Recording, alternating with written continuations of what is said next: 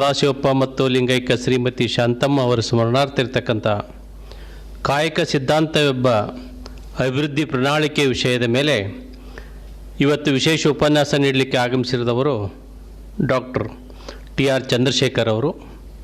ಹಾಗೆ ಇವತ್ತಿನ ಕಾರ್ಯಕ್ರಮದ ಅಧ್ಯಕ್ಷತೆ ವಹಿಸುವವರು ಶ್ರೀ ಎಸ್ ನಾಗರಾಳೆ ಅವರು. ಬಸವ ಸಮಿತಿ ಅಧ್ಯಕ್ಷರಾದಂಥ ಶ್ರೀ ಅರವಿಂದ್ ಜತ್ತಿ ಅವರು ಕೂಡ ಇಲ್ಲಿ ಉಪಸ್ಥಿತರಿರ್ತಾರೆ.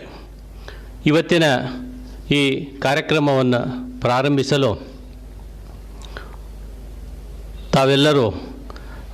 ತಾವೆಲ್ಲರೂ ಬಂದಿದ್ದಕ್ಕೆ ಸಂತೋಷ ವ್ಯಕ್ತಪಡಿಸ್ತಾ ಇವತ್ತಿನ ಉಪನ್ಯಾಸಕರಾಗಿ ಆಗಮಿಸಿರ್ತಕ್ಕಂಥ ಶ್ರೀ ಡಾಕ್ಟರ್ ಟಿ.ಆರ್. ಚಂದ್ರಶೇಖರ್ ಅವರು ದಯವಿಟ್ಟು ವೇದಿಕೆಗೆ ಬರಬೇಕಾಗಿ ಪ್ರಾರ್ಥನೆ.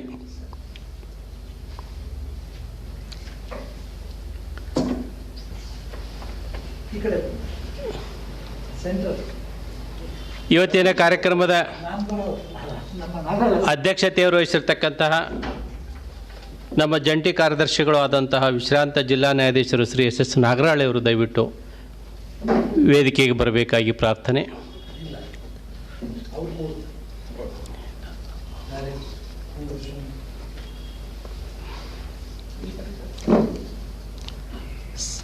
ಸಾವಿರದ 99ನೇ ದತ್ತಿ ಉಪನ್ಯಾಸ ಕಾರ್ಯಕ್ರಮವನ್ನು ವಿದ್ಯುಕ್ತವಾಗಿ ಬಸವಗೀತೆಯೊಂದಿಗೆ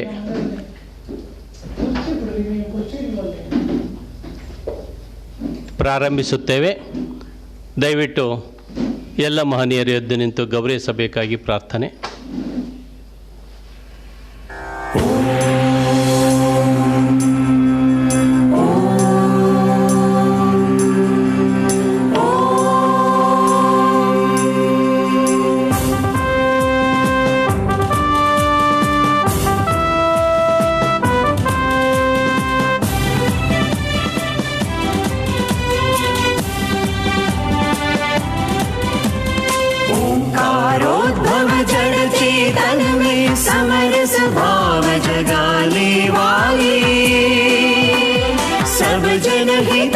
सब जन सुखाय श्रम संस्कृति को लाने वाले शरणों के शरण श्री बसवेश महान दीन दलित में निज अभिमान जगाने वाले स्त्रियों को सम सम्मान दिलाने वाले शुद्ध कर लिंगांग समरस दर्शाने वाले शरणों के शरण श्री बसवेश महान अनुभाव संसद में सम समाज रच कर समता कायक भक्ति का संदेश सुना लोकानुभव में शिवानुभव का जग को दर्शन कराने वाले शरणों के शरण श्री बसवेश महान ज्योति जलाकर अंध अज्ञतम हर वचनामृत घन अविरल बरसाने वाले शरणों के शरण श्री बसवेश महान जय हो जय हो जय हो जय हो। ಶರಣು ಶರಣಾರ್ಥಿ. 1099ನೇ ದತ್ತಿ ಉಪನ್ಯಾಸ ಕಾರ್ಯಕ್ರಮ ಲಿಂಗೈಕ್ಯ ಶ್ರೀ ಮಲ್ಲಪ್ಪ ಸದಾಶಿವಪ್ಪ ಮತ್ತು ಲಿಂಗೈಕ್ಯ ಶ್ರೀಮತಿ ಶಾಂತಮ್ಮ ಅವರ ಸ್ಮರಣಾರ್ಥ ಶ್ರೀ ಆನಂದ್ ಮತ್ತು ಕುಟುಂಬ ವರ್ಗದವರು ಈ ಕಾರ್ಯಕ್ರಮವನ್ನು ಪ್ರಾಯೋಜಿಸಿದ್ದಾರೆ. ಶ್ರೀಯುತ ಮಲ್ಲಪ್ಪ ಸದಾಶಿವಪ್ಪ ಮತ್ತು ಶ್ರೀಮತಿ ಶಾಂತಮ್ಮ ಅವರು ಶರಣ ಸಂಸ್ಕೃತಿಯಲ್ಲಿ ಬಾಳಿ ಬದುಕಿ ತಮ್ಮ ಇಡೀ ಜೀವನವನ್ನು ಶರಣ ತತ್ವಗಳನ್ನು ಪ್ರಚಾರ ಮಾಡುವುದಲ್ಲಿ ಮೀಸಲಿಟ್ಕೊಂಡಂತಹ ಈ ದಂಪತಿಗಳ ಹೆಸರಿನಲ್ಲಿ ಅವರ ಕುಟುಂಬದವರಂಥ ಶ್ರೀ ಆನಂದ್ ಮತ್ತು ಕುಟುಂಬ ವರ್ಗದವರು ಈ ಪ್ರತಿ ವರ್ಷ ಈ ದತ್ತಿ ಕಾರ್ಯಕ್ರಮವನ್ನು ಏರ್ಪಡಿಸ್ಕೊತಾ ಬಂದಿದ್ದಾರೆ. ಬಸವ ಸಮಿತಿಯ ಪರವಾಗಿ ಹಾಗೂ ತಮ್ಮೆಲ್ಲರ ಪರವಾಗಿ ಅತ್ಯಂತ ಗೌರವಪೂರ್ವಕವಾಗಿ ಶ್ರೀ ಆನಂದ್ ಮತ್ತು ಕುಟುಂಬ ವರ್ಗದವರನ್ನು ನಾನು ಇಲ್ಲಿ ಸ್ವಾಗತವನ್ನು ಮಾಡ್ತಾ ಇದ್ದೇನೆ. ಬಂಧುಗಳೇ, ಈ ಜನವರಿ 1ರಿಂದ ಒಂದು ಹೊಸ ಶೀರ್ಷಿಕೆಯಡಿ ನಾವು ಒಂದು ಉಪನ್ಯಾಸ ಕಾರ್ಯಕ್ರಮವನ್ನು ಪ್ರಾರಂಭ ಮಾಡಿದ್ವಿ. ಅದು ಸದ್ಭಾವನಾ ಮಾಲಿಕೆ. ಆ ಸದ್ಭಾವನಾ ಮಾಲಿಕೆಯಲ್ಲಿ ವಿಶಿಷ್ಟವಾದಂಥ ವ್ಯಕ್ತಿಗಳ ಉಪನ್ಯಾಸಗಳನ್ನು ಸಮನ್ವಯ ದೃಷ್ಟಿಯಿಂದ ಮಾಡ್ತಾ ಇರೋ ಸಂದರ್ಭದಲ್ಲಿ ಈ ಒಂದು ಕರೋನಾ ಪರಿಣಾಮದಿಂದ ಅದು ಮಾರ್ಚ್ 9ಕ್ಕೆ ಅದು ಸ್ಥಗಿತಗೊಂಡಿತು. ಮತ್ತು ಈ ಲಾಕ್ಡೌನ್ ಓಪನ್ ಆದಮೇಲೆ ಈ ಜೂನ್ 1ರಿಂದ ಮಾನ್ಯ ಅಧ್ಯಕ್ಷರು ಈ ವಿಚಾರ ಮಾಡಿ ಈ ಕಾರ್ಯಕ್ರಮವನ್ನು ನಾವು ಆನ್ಲೈನ್ ಮೂಲಕ ಏಕೆ ಮಾಡಬಾರ್ದು, ಯಾಕೆ ಇದನ್ನು ಜನರಿಗೆ ತಲುಪಿಸಬಾರ್ದು, ಬಹಳ ಉತ್ತಮ ರೀತಿಯಿಂದ ಇದು ಪ್ರತಿಕ್ರಿಯೆ ಇರತಕ್ಕಂಥ ಈ ಕಾರ್ಯಕ್ರಮ ಜನರಿಗೆ ಮುಟ್ಲಿ ಅನ್ನೋ ಉದ್ದೇಶದಿಂದ ಅವರ ವಿಚಾರದ ಫಲವಾಗಿ ನಾವು 1ನೇ ತಾರೀಕಿನಿಂದ ಪ್ರಾರಂಭ ಮಾಡಿದ್ವಿ. ಆ ಆತ್ಮನಿರ್ಭರತೆ ಅನ್ನುವ ಹಿನ್ನೆಲೆಯಲ್ಲಿ ಉಪನ್ಯಾಸಗಳನ್ನು ಏರ್ಪಡಿಸ್ತಾ ಬಂದ್ವಿ. ಇವತ್ತಿನ ದಿವಸ ಕಾಯಕ ಸಿದ್ಧಾಂತವೆಂಬ ಅಭಿವೃದ್ಧಿ ಪ್ರಣಾಳಿಕೆಯ ವಿಷಯದ ಮೇಲೆ ಸನ್ಮಾನ್ಯ ಡಾಕ್ಟರ್ TR ಚಂದ್ರಶೇಖರ್ ಅವರು ಇವತ್ತಿನ ದಿವಸ ಉಪನ್ಯಾಸ ನೀಡಲು ಆಗಮಿಸಿದ್ದಾರೆ. ಬಹುಶಃ ನಮ್ಮ ಬಸವ ಸಮಿತಿಗೆ ಚಿರಪರಿಚಿತರಾದಂತಹ ಚಂದ್ರಶೇಖರ್ ಅವರು ವೃತ್ತಿಯಲ್ಲಿ ಪ್ರಾಧ್ಯಾಪಕರು. MA MPhil PhDಯನ್ನು ಅರ್ಥಶಾಸ್ತ್ರದಲ್ಲಿ ಪಡೆದುಕೊಂಡು ದೀರ್ಘಕಾಲ ಹೊಸಪೇಟೆಯ ವಿಜಯನಗರ ಕಾಲೇಜಿನಲ್ಲಿ ಪ್ರಾಧ್ಯಾಪಕರಾಗಿ, ಕನ್ನಡ ವಿಶ್ವವಿದ್ಯಾನಿಲಯ ಹಂಪಿಯಲ್ಲಿ ಪ್ರಾಧ್ಯಾಪಕರಾಗಿ ನಿವೃತ್ತಿ ಆಗ್ತಾರೆ. ನಿವೃತ್ತಿ ಆದ ವರ್ಷವೇ ಅವರು 2 ಕ್ಷೇತ್ರಗಳಲ್ಲಿ ತಮ್ಮನ್ನು ತಾವು ತೊಡಗಿಸಿಕೊಳ್ತಾರೆ. 4ನೇ ಹಣಕಾಸು ಆಯೋಗ ಸಮಾಲೋಚಕರಾಗಿ ಹಾಗೂ ಕರ್ನಾಟಕ ಸರ್ಕಾರದ ನ್ಯಾಯಮೂರ್ತಿ HN ನಾಗಮೋಹನ್ ದಾಸ್ ಆಯೋಗದ ಸಮಾಲೋಚಕರಾಗಿ ಅವರು ಸೇವೆ ಸಲ್ಲಿಸ್ತಾರೆ. ಶ್ರೀಯುತರು ಪ್ರವೃತ್ತಿಯಲ್ಲಿ ಹಿರಿಯ ಸಾಹಿತಿಗಳು. ವಿಶೇಷವಾಗಿ ಶಿಕ್ಷಣ, ಸಾಹಿತ್ಯ ಮತ್ತು ಈ ವಚನ ಸಾಹಿತ್ಯದ ಬಗ್ಗೆ ಅನೇಕ ಗ್ರಂಥಗಳನ್ನು ರಚನೆ ಮಾಡಿದ್ದಾರೆ. ಕರ್ನಾಟಕ ಸಾಹಿತ್ಯ ಅಕಾಡೆಮಿಯ ಪ್ರಶಸ್ತಿ ಪುರಸ್ಕೃತರೂ ಹೌದು. ಇಂಥ ಅನುಭವಿಗಳು ಹಕ್ಕು ಹಾಗೂ ಅನುಭವಗಳ ಕ್ರಾಂತಿ, ಮಹಿಳಾ ಅಧ್ಯಯನ ಪ್ರಬಂಧಗಳು, ಅನುಭಾವಿಗಳ ಕ್ರಾಂತಿ, ಹಾಗೆ ಮಹಿಳಾ ಅಧ್ಯಯನ ಪರಿಭಾಷೆ, ಭಾರತದಲ್ಲಿ ಮೀಸಲಾತಿ ಚರಿತ್ರೆ, ಪ್ರಚಲಿತ ವಿದ್ಯಮಾನಗಳ ಬಗ್ಗೆ ಪತ್ರಿಕೆಗಳಲ್ಲಿ ಲೇಖನಗಳು, ಹೀಗೆ ನಿರಂತರವಾಗಿ ಇವರು ಸಾಹಿತ್ಯದ ಸಂಪರ್ಕವನ್ನಿಟ್ಟುಕೊಂಡು ಇವತ್ತಿನ ದಿವಸ ಈ ಒಂದು ಕ್ಷೇತ್ರದಲ್ಲಿ ಸಕ್ರಿಯವಾಗಿ, ವಿಶೇಷವಾಗಿ ನಮ್ಮ ಬಸವ ಸಮಿತಿಯ ಎಲ್ಲ ಚಟುವಟಿಕೆಗಳಲ್ಲಿ, ನಾವು ಧಾರವಾಡದಲ್ಲಿ ವಚನ ಪರಿಷ್ಕರಣಾ ಸಮಿತಿ ಒಂದು ಈ ಗೌರವ ಸದಸ್ಯರ ಒಂದು ಸಮಿತಿ ಮಾಡಿದಾಗ ಅಲ್ಲಿಯೂ ಕೂಡ ಅವರು ಆಗಮಿಸಿ ಅಮೂಲ್ಯವಾದ ಸಲಹೆಗಳನ್ನು ನೀಡಿರ್ತಕ್ಕಂಥ ಮಹನೀಯರು. ಇಂಥ ಮಹನೀಯರು, ಅನುಭಾವಿಗಳನ್ನು ಇವತ್ತಿನ ಈ ಉಪನ್ಯಾಸ ಕಾರ್ಯಕ್ರಮಕ್ಕೆ ತಮ್ಮೆಲ್ಲರ ಪರವಾಗಿ, ಬಸವ ಸಮಿತಿಯ ಪರವಾಗಿ ಅತ್ಯಂತ ಗೌರವಪೂರ್ವಕವಾಗಿ ಸ್ವಾಗತಿಸುತ್ತಿದ್ದೇನೆ. ಸುಸ್ವಾಗತ ಡಾಕ್ಟರ್ ಚಂದ್ರಶೇಖರ್ ಅವರು. ಹಾಗೆ ಇವತ್ತಿನ ಈ ವಿಷಯ ತಮಗೆ ಹೇಳಿದೆ, ಕಾಯಕ ಸಿದ್ಧಾಂತವೆಂಬ ಅಭಿವೃದ್ಧಿ ಪ್ರಣಾಳಿಕೆ. ಅದನ್ನೇ ನಾವು ಈ 2 ಭಾಷೆಗಳಲ್ಲಿ ಕೂಡ ಅದನ್ನು ನಾವು ಆಮಂತ್ರಣ ಪತ್ರಿಕೆಯಲ್ಲಿ ನಾವು ಅದನ್ನು ಮುದ್ರಣ ಮಾಡಿದ್ದೇವೆ.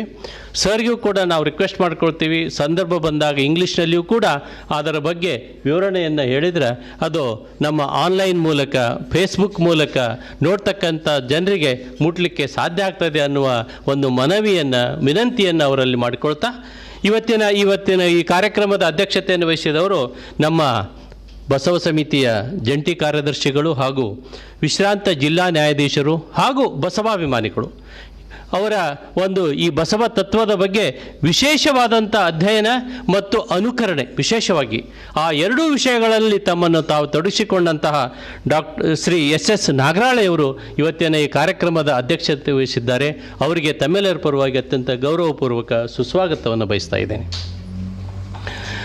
ಈ ಎಲ್ಲ ಕಾರ್ಯಕ್ರಮದ ಮಾರ್ಗದರ್ಶಕರಾಗಿ ನಮ್ಮ ಜೊತೆಗೆ ಈ ಕಾರ್ಯಕ್ರಮದಲ್ಲಿ ಉಪಸ್ಥಿತಿದ್ದಾರೆ ಶ್ರೀ ಅರವಿಂದ್ ಜತ್ತಿಯವರು, ಅಧ್ಯಕ್ಷರು ಬಸವ ಸಮಿತಿ. ಅವರಿಗೂ ಕೂಡ ತಮ್ಮೆಲ್ಲರ ಪರವಾಗಿ ನಾನು ಸುಸ್ವಾಗತವನ್ನು ಬಯಸ್ತಾ, ಆಗಮಿಸಿದ ಎಲ್ಲ ನಮ್ಮ ಸಿಬ್ಬಂದಿ ವರ್ಗದವರಿಗೆ, ವಿಶೇಷವಾಗಿ ಕಳೆದ ವಾರದ ಕಾರ್ಯಕ್ರಮವನ್ನು 31,000ಕ್ಕಿಂತಲೂ ಹೆಚ್ಚು ಜನ ವೀಕ್ಷಣೆ ಮಾಡಿದರು. ನಿನ್ನೆ ದಿವಸ ಕಲಬುರಗಿಯಲ್ಲಿ ನಡೆದಂಥ ಈ ಆನ್ಲೈನ್ ಕಾರ್ಯಕ್ರಮವನ್ನು 21,000ಕ್ಕಿಂತಲೂ ಹೆಚ್ಚು ಜನ ಅದನ್ನು ನೋಡಿದರು. ಈ ವೀಕ್ಷಕರ ಸಂಖ್ಯೆ ದಿನದಿಂದ ದಿನಕ್ಕೆ ಹೆಚ್ಚಾಗ್ತಾ ಇದೆ. ಒಂದು ತಿಂಗಳಲ್ಲಿ ಅದು 2 ಲಕ್ಷದ ಗಡಿಯನ್ನು ದಾಟ್ತಾ ಇದೆ. ನಮ್ಮ ಮೊನ್ನೆ ಧಾರವಾಡದಲ್ಲಿ ನಡೆದಂಥ ಕರವೀರ ಶೆಟ್ಟರ ಒಂದು ಕಾರ್ಯಕ್ರಮ, ಅಂದರೆ ಪ್ರಾದೇಶಿಕವಾಗಿ ನಾವು ಈ ಕಾರ್ಯಕ್ರಮ ವಿಸ್ತಾರ ಮಾಡ್ತಾ ಹೋದಂತೆ ವೀಕ್ಷಕರ ಸಂಖ್ಯೆ ಹೆಚ್ಚಾಗ್ತಾ ಇದೆ ಅನ್ನೋದು ನಾವು ಧಾರವಾಡ ಕಾರ್ಯಕ್ರಮದಲ್ಲಿ ಕಂಡುಕೊಂಡ್ವಿ. 35,000ಕ್ಕಿಂತಲೂ ಹೆಚ್ಚು ಜನ 2ನೇ ದಿವಸಕ್ಕೆ, ಅದನ್ನು ಇವತ್ತಿನವರೆಗೆ ಅದು 55,000 ಗಡಿಯನ್ನು ದಾಟಿದೆ. ಹೀಗಾಗಿ ನಮ್ಮ ಅಧ್ಯಕ್ಷರ ಅಪೇಕ್ಷೆ ಏನೈತೆ ಅಂದರೆ ಇದು ಈ ಆನ್ಲೈನ್ ನೋಡ್ತಾ ಇರ್ತಕ್ಕಂಥ ಕಾರ್ಯಕ್ರಮ ಒಂದು ತಿಂಗಳಲ್ಲಿ 5 ಲಕ್ಷ ಜನರಿಗಾದರೂ ತಲುಪಬೇಕು ಅನ್ನೋದೈತಿ. ಆ ದಿಶೆಯಲ್ಲಿ ಬಸವ ಸಮಿತಿ ಅತ್ಯಂತ ಪ್ರಾಮಾಣಿಕವಾಗಿ ಕೆಲಸ ಮಾಡ್ತಾ ಇದೆ.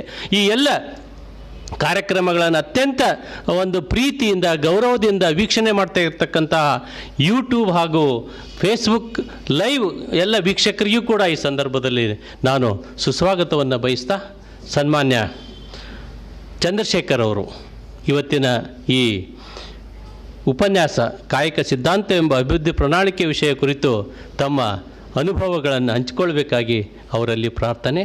ಡಾಕ್ಟರ್ TR ಚಂದ್ರಶೇಖರ್, ದಯಮಾಡಿ.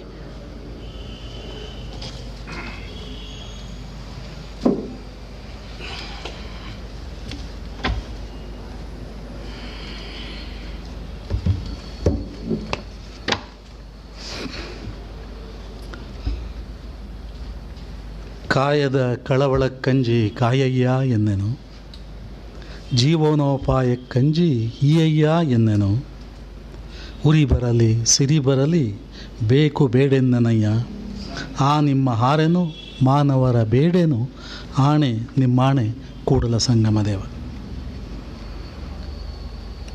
ಹಿರಿಯರೇ ಮತ್ತು ಬಂಧುಗಳೇ, ಕಾಯಕ ಮೀಮಾಂಸೆ ಬಸವಾದಿ ಶರಣರು ಕಟ್ಟಿದಂತಹ ಕಾಯಕ ಸಿದ್ಧಾಂತವನ್ನು ಹೇಗೆ ಅದು ಅಭಿವೃದ್ಧಿ ಪ್ರಕ್ರಿಯೆಯ ಒಂದು ಭಾಗವಾಗಿದೆ ಅನ್ನೋದನ್ನು ಕುರಿತಂತೆ ಕೆಲವು ವಿಚಾರಗಳನ್ನು ಹಂಚಿಕೊಳ್ಳಲಿಕ್ಕೆ ನಾನು ಪ್ರಯತ್ನ ಪಡ್ತೇನೆ.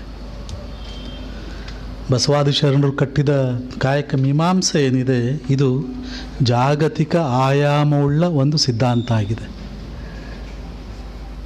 It has civilisational dimension. ಜಗತ್ತಿನ ನಾಗರಿಕತೆಗೆ ಕರ್ನಾಟಕ ಲಿಂಗಾಯತ ಧರ್ಮ ಕೊಟ್ಟ ದೊಡ್ಡ ಕೊಡುಗೆ ಕಾಯಕ ಸಿದ್ಧಾಂತ. ಜಗತ್ತಿನ ಎಲ್ಲ ದೇಶಗಳಿಗೂ ಎಲ್ಲ ಕಾಲಕ್ಕೂ ಅನ್ವಯವಾಗಬಹುದಾದಂಥ ಸಿದ್ಧಾಂತ ಇದು. It is a universal philosophy. Kayaka is not materialistic. Kayaka is not spiritual either. It is spiritual materialism. M.M. ಕಲಬುರ್ಗಿಯವರು ಭಾಳ ಸ್ಪಷ್ಟವಾಗಿ ಹೇಳಿರುವ ಹಾಗೆ ಪದಾರ್ಥ ಮತ್ತು ಪ್ರಸಾದ ಎರಡನ್ನೂ ಕೂಡ ಒಳಗೊಂಡಂಥ ಒಂದು ಸಿದ್ಧಾಂತ ಕಾಯಕ ಸಿದ್ಧಾಂತ. ತುಂಬ ಸೀಮಿತ ಅರ್ಥದ ಧಾರ್ಮಿಕ ಚೌಕಟ್ಟನ್ನು ಮೀರಿದಂತಹ ಸಿದ್ಧಾಂತ ಕಾಯಕ ಸಿದ್ಧಾಂತ. ಒಂದು ರೀತಿಯ ನೈತಿಕ ಜವಾಬ್ದಾರಿಯನ್ನು ಒಳಗೊಂಡಂಥ ಒಂದು ಸಿದ್ಧಾಂತ ಇದು. ನೈತಿಕ ಜವಾಬ್ದಾರಿ, ನೈತಿಕತೆಯನ್ನು ಒಳಗೊಂಡಂಥ ಜವಾಬ್ದಾರಿ ಇದು. ಆಧ್ಯಾತ್ಮ, ಲೌಕಿಕ ಎರಡನ್ನೂ ಒಳಗೊಂಡಂಥ, ಅದನ್ನೇ ಕಲಬುರ್ಗಿಯವರ ಭಾಷೆಯಲ್ಲಿ ಪದಾರ್ಥ ಮತ್ತು ಪ್ರಸಾದ ಒಳಗೊಂಡಂಥದ್ದು ಅಂತ. ಕಲಬುರ್ಗಿಯವರೇ ಹೇಳಿರೋ ಹಾಗೆ ವಚನ ಸಂಸ್ಕೃತಿ ಈ ಜಾತಿ ಮೂಲವಾದಂಥ ಧರ್ಮವನ್ನು ವೃತ್ತಿ ಮೂಲ ಧರ್ಮವನ್ನಾಗಿ ಪರಿವರ್ತಿಸಿದಂಥ ಒಂದು ಧರ್ಮ ಇದು. ಬಸವ ಪೂರ್ವ ಯುಗದಲ್ಲಿ ಜಾತಿಗಳು ವೃತ್ತಿ ಮೂಲವಾಗಿದ್ದವು. ಅವುಗಳನ್ನು ಪರಿವರ್ತಿಸಿ ವೃತ್ತಿ ಗೌರವ, ವೃತ್ತಿ ಘನತೆಯನ್ನು ಒಳಗೊಂಡಂತಹ ವೃತ್ತಿ ಮೂಲ ಧರ್ಮವನ್ನಾಗಿ ಮಾಡಿದಂಥದ್ದು ಬಸವಣ್ಣನವರ, ಬಸವಾದಿ ಶರಣರ ದೊಡ್ಡ ಸಾಧನೆ ಹಾಗೆ ಅಂತ ಅಂದ್ಕೊಂಡಿದ್ದೇನೆ. ಬಹಳ ಮುಖ್ಯವಾಗಿ ಜಾತಿ ಮತ್ತು ವೃತ್ತಿ ಇವುಗಳ ನಡುವಿನ ಸಂಬಂಧವನ್ನು ಮುರಿದಿತ್ತಲ್ಲ, ಅದು ಬಹಳ ದೊಡ್ಡ ಸಂಗತಿ ಹಾಗೆ ಅಂತ ನಾನು ಅಂದ್ಕೊಂಡಿದ್ದೇನೆ. ನಮಗೆಲ್ಲ ಗೊತ್ತಿದೆ, ಸೆಟ್ಟಿ ಎಂಬನೆ ಸಿರಿಯಾಳನ, ಮಡಿವಾಳನೆಂಬನೆ ಮಾಚಯ್ಯನ ಹಾಗೆ ಹೇಳ್ಕೊಳ್ತಾ ತಾನು ಹಾರವನೆಂದಡೆ ಕೂಡಲ ಸಂಗಯ್ಯ ನಗುವನಯ್ಯ ಹಾಗೆ ಅಂದ್ಕೊಂಡು. ಸೊ ಜಾತಿಯ ವೃತ್ತಿಯನ್ನು ಆಧರಿಸ್ಕೊಂಡು ಗುರುತಿಸ್ಕೊಳ್ಳುವಂಥದ್ದಲ್ಲ, ಅಲ್ಲ, ಜಾತಿಯನ್ನು ಆಧರಿಸ್ಕೊಂಡು ಹಾಗೆ ವ್ಯಕ್ತಿಯನ್ನು ಗುರುತಿಸೋದು ಅವರ ಉಡುಪಿನ ಮೇಲೆ, ಅವರ ಕೃತಿಯ ಮೇಲೆ ಅಲ್ಲ. ಆ ವ್ಯಕ್ತಿ ಘನತೆ ಅನ್ನುವಂಥದ್ದನ್ನು, ಡಿಗ್ನಿಟಿ ಆಫ್ ಇಂಡಿವಿಜುವಲ್ ಅನ್ನೋದನ್ನು ಎತ್ತಿ ಹಿಡಿದಂಥದ್ದು ವಚನ ಸಂಸ್ಕೃತಿ. ಕಾಯಕ ಅನ್ನುವಂಥದ್ದು ರಿಚುವಲ್ ಅಲ್ಲ, ಒಂದು ಆಚರಣೆ ಅಲ್ಲ. ಅದು ದಾನ, ದಕ್ಷಿಣೆ, ಹರಕೆ ಆ ಸಂಗತಿ ಅಲ್ಲ ಕಾಯಕ ಅನ್ನುವಂಥದ್ದು. ಕಾಯಕ ಅಂದರೆ ಶರೀರ ಶ್ರಮ. Kayaka is bread labour. Gandhi, Leo Tolstoy ಅವರ ಮಾತುಗಳಲ್ಲಿ ಆ ಪರಿಭಾಷೆಯಲ್ಲಿ ಹೇಳಬೇಕು ಅಂತ ಹೇಳಿದ್ರೆ, kayaka is bread labour. The man must earn his or her bread by labouring with his or own hands. ಇದು ಶರೀರ ಶ್ರಮ ಅನ್ನುವಂಥದ್ದು. ಕಾಯಕ ಅಂದರೆ ದುಡಿಮೆ. ಮತ್ತು ಸರಳವಾಗಿ ಹೇಳಬೇಕು ಅಂತ ಹೇಳಿದ್ರೆ, ಕಾಯಕ ಅಂದರೆ ಕೆಲಸ. ವಚನಕಾರರು ಇದನ್ನು ಕ್ರಿ ಅಂತಲೂ ಕೂಡ ಬಳಸ್ತಾರೆ. ಕಾಯಕ ಶ್ರೀ ಅಂತ ಹೇಳಿದ್ರೆ ಲೇಬರ್, ಆ್ಯಕ್ಷನ್, ಪ್ರೊಫೆಷನ್, ಕ್ರಾಫ್ಟ್ ಮುಂತಾದ ಅರ್ಥಗಳನ್ನು ನಾವು ಗುರುತಿಸಲಿಕ್ಕೆ ಸಾಧ್ಯ. ಎಂ ಕಲಬುರ್ಗಿಯವರು ಇದನ್ನು ಸ್ಪಷ್ಟವಾಗಿ ಹೇಳಿದ್ದಾರೆ. ಬಸವ ಸಮಿತಿ ಪ್ರಕಟಿಸಿರುವಂತಹ ವಚನಗಳ ಅನುವಾದದ ಇಂಗ್ಲೀಷ್ ಪ್ರತಿಯಲ್ಲಿ ಆ ಲಸ್ಟರ್ ಆಫ್ ರೂಬಿ ಮುನ್ನುಡಿಯಲ್ಲಿ ಇದನ್ನು ಬಹಳ ವಿವರವಾಗಿ ಕಲಬುರ್ಗಿಯವರು ಚರ್ಚಿಸಿದ್ದಾರೆ. ಕಾಯಕ ಎನ್ನುವುದು ಬಹಳ ವಿಚಿತ್ರ. ನಮ್ಮ ಬಳ್ಳಾರಿ ಕಡೆ ಕೆಲಸಗಾರರು ಕೂಲಿಗೆ ಕೆಲಸಕ್ಕೆ ಹೋದರೆ ಅಥವಾ ಬ್ಯಾಂಗ್ಳೂರಿಗೆ ವಲಸೆ ಬಂದರೆ ಅವ್ರು ಎಲ್ಲಿಗೆ ಹೋಗಿದ್ದಾರೆ ಅಂದರೆ ಬದುಕಿಗೆ ಹೋಗಿದ್ದಾರೆ ಅಂತಾರೆ. ದುಡಿಮೆಗೆ ಹೋಗೋದನ್ನು ಬದುಕಿಗೆ ಹೋಗಿದ್ದಾರೆ ಅಂತ. ಸೊ ಬದುಕು ಮತ್ತು ದುಡಿಮೆ ಬೇರೆ ಬೇರೆ ಅಲ್ಲವೇ ಅಲ್ಲ ನಮ್ಮ ಸಮಾಜದಲ್ಲಿ, ಗ್ರಾಮೀಣ ಬದುಕಿನಲ್ಲಿ. So the life is labour, labour is life. ಈ ಒಂದು ಸಮೀಕರಣ ನಮ್ಮ ಬಸವಾದಿ ಶರಣ ಸಂವಿಧಾನದಲ್ಲಿ ಪ್ರತಿಪಾದನೆ ಆಗಿರುವಂಥದ್ದನ್ನು ನೋಡ್ತೇವೆ. ರವೀಂದ್ರನಾಥ ಠಾಗೂರ್ ಅವರು ದೇವರನ್ನು ಎಲ್ಲಿ ಕಾಣಬೇಕು, ಎಲ್ಲಿ ಕಾಣಬಹುದು ಅನ್ನೋದನ್ನು ಚರ್ಚೆ ಮಾಡ್ತಾ ಅವ್ರು ಹೇಳ್ತಾರೆ, he is there, he capital ಲೆಟರ್ಸ್ನಲ್ಲಿ ದೇವರು, God, he is there where tiller is tilling the hard ground and where the path maker is breaking stones. He is with them in sun and in shower and his garment is covered with dust. ಯಾರು ದುಡಿಮೆ ಮಾಡ್ತಾ ಇರ್ತಾರೆ ಅಲ್ಲಿ ದೇವರು ಇರ್ತಾನೆ, ದುಡಿಮೆಯೇ ದೇವರು ಅನ್ನುವ ಬಸವ ಸಂವಿಧಾನವನ್ನು ಬೇರೊಂದು ರೀತಿಯಲ್ಲಿ ರವೀಂದ್ರನಾಥ್ ಠಾಗೂರ್ ಅವರು ಪ್ರತಿಪಾದಿಸುವಂಥದ್ದನ್ನು ಕಾಣ್ತೇನೆ. ಅವರೊಬ್ಬರೇ ಅಲ್ಲ, ಜಗತ್ತಿನ ಚಿಂತಕರೆಲ್ಲರೂ ಕೂಡ ದುಡಿಮೆಯಲ್ಲಿ, ಕಾಯಕದಲ್ಲಿ, ಬೆವರಿನಲ್ಲಿ, ಕಣ್ಣೀರಿನಲ್ಲಿ ದೇವರನ್ನು ಕಂಡಿರುವಂಥದ್ದನ್ನು ಕಾಣ್ತೇವೆ, ಗುಡಿಗಳಲ್ಲ. ಮಹಾತ್ಮ ಗಾಂಧಿ ಹೇಳ್ತಾರೆ, to live man must work. Leo Tolstoy ಹೇಳ್ತಾನೆ, the man who abstains from physical labour, manual labour is a thief of the society. New Testament ಹೇಳುತ್ತೆ, he who does not work neither shall ye ಈಟ್.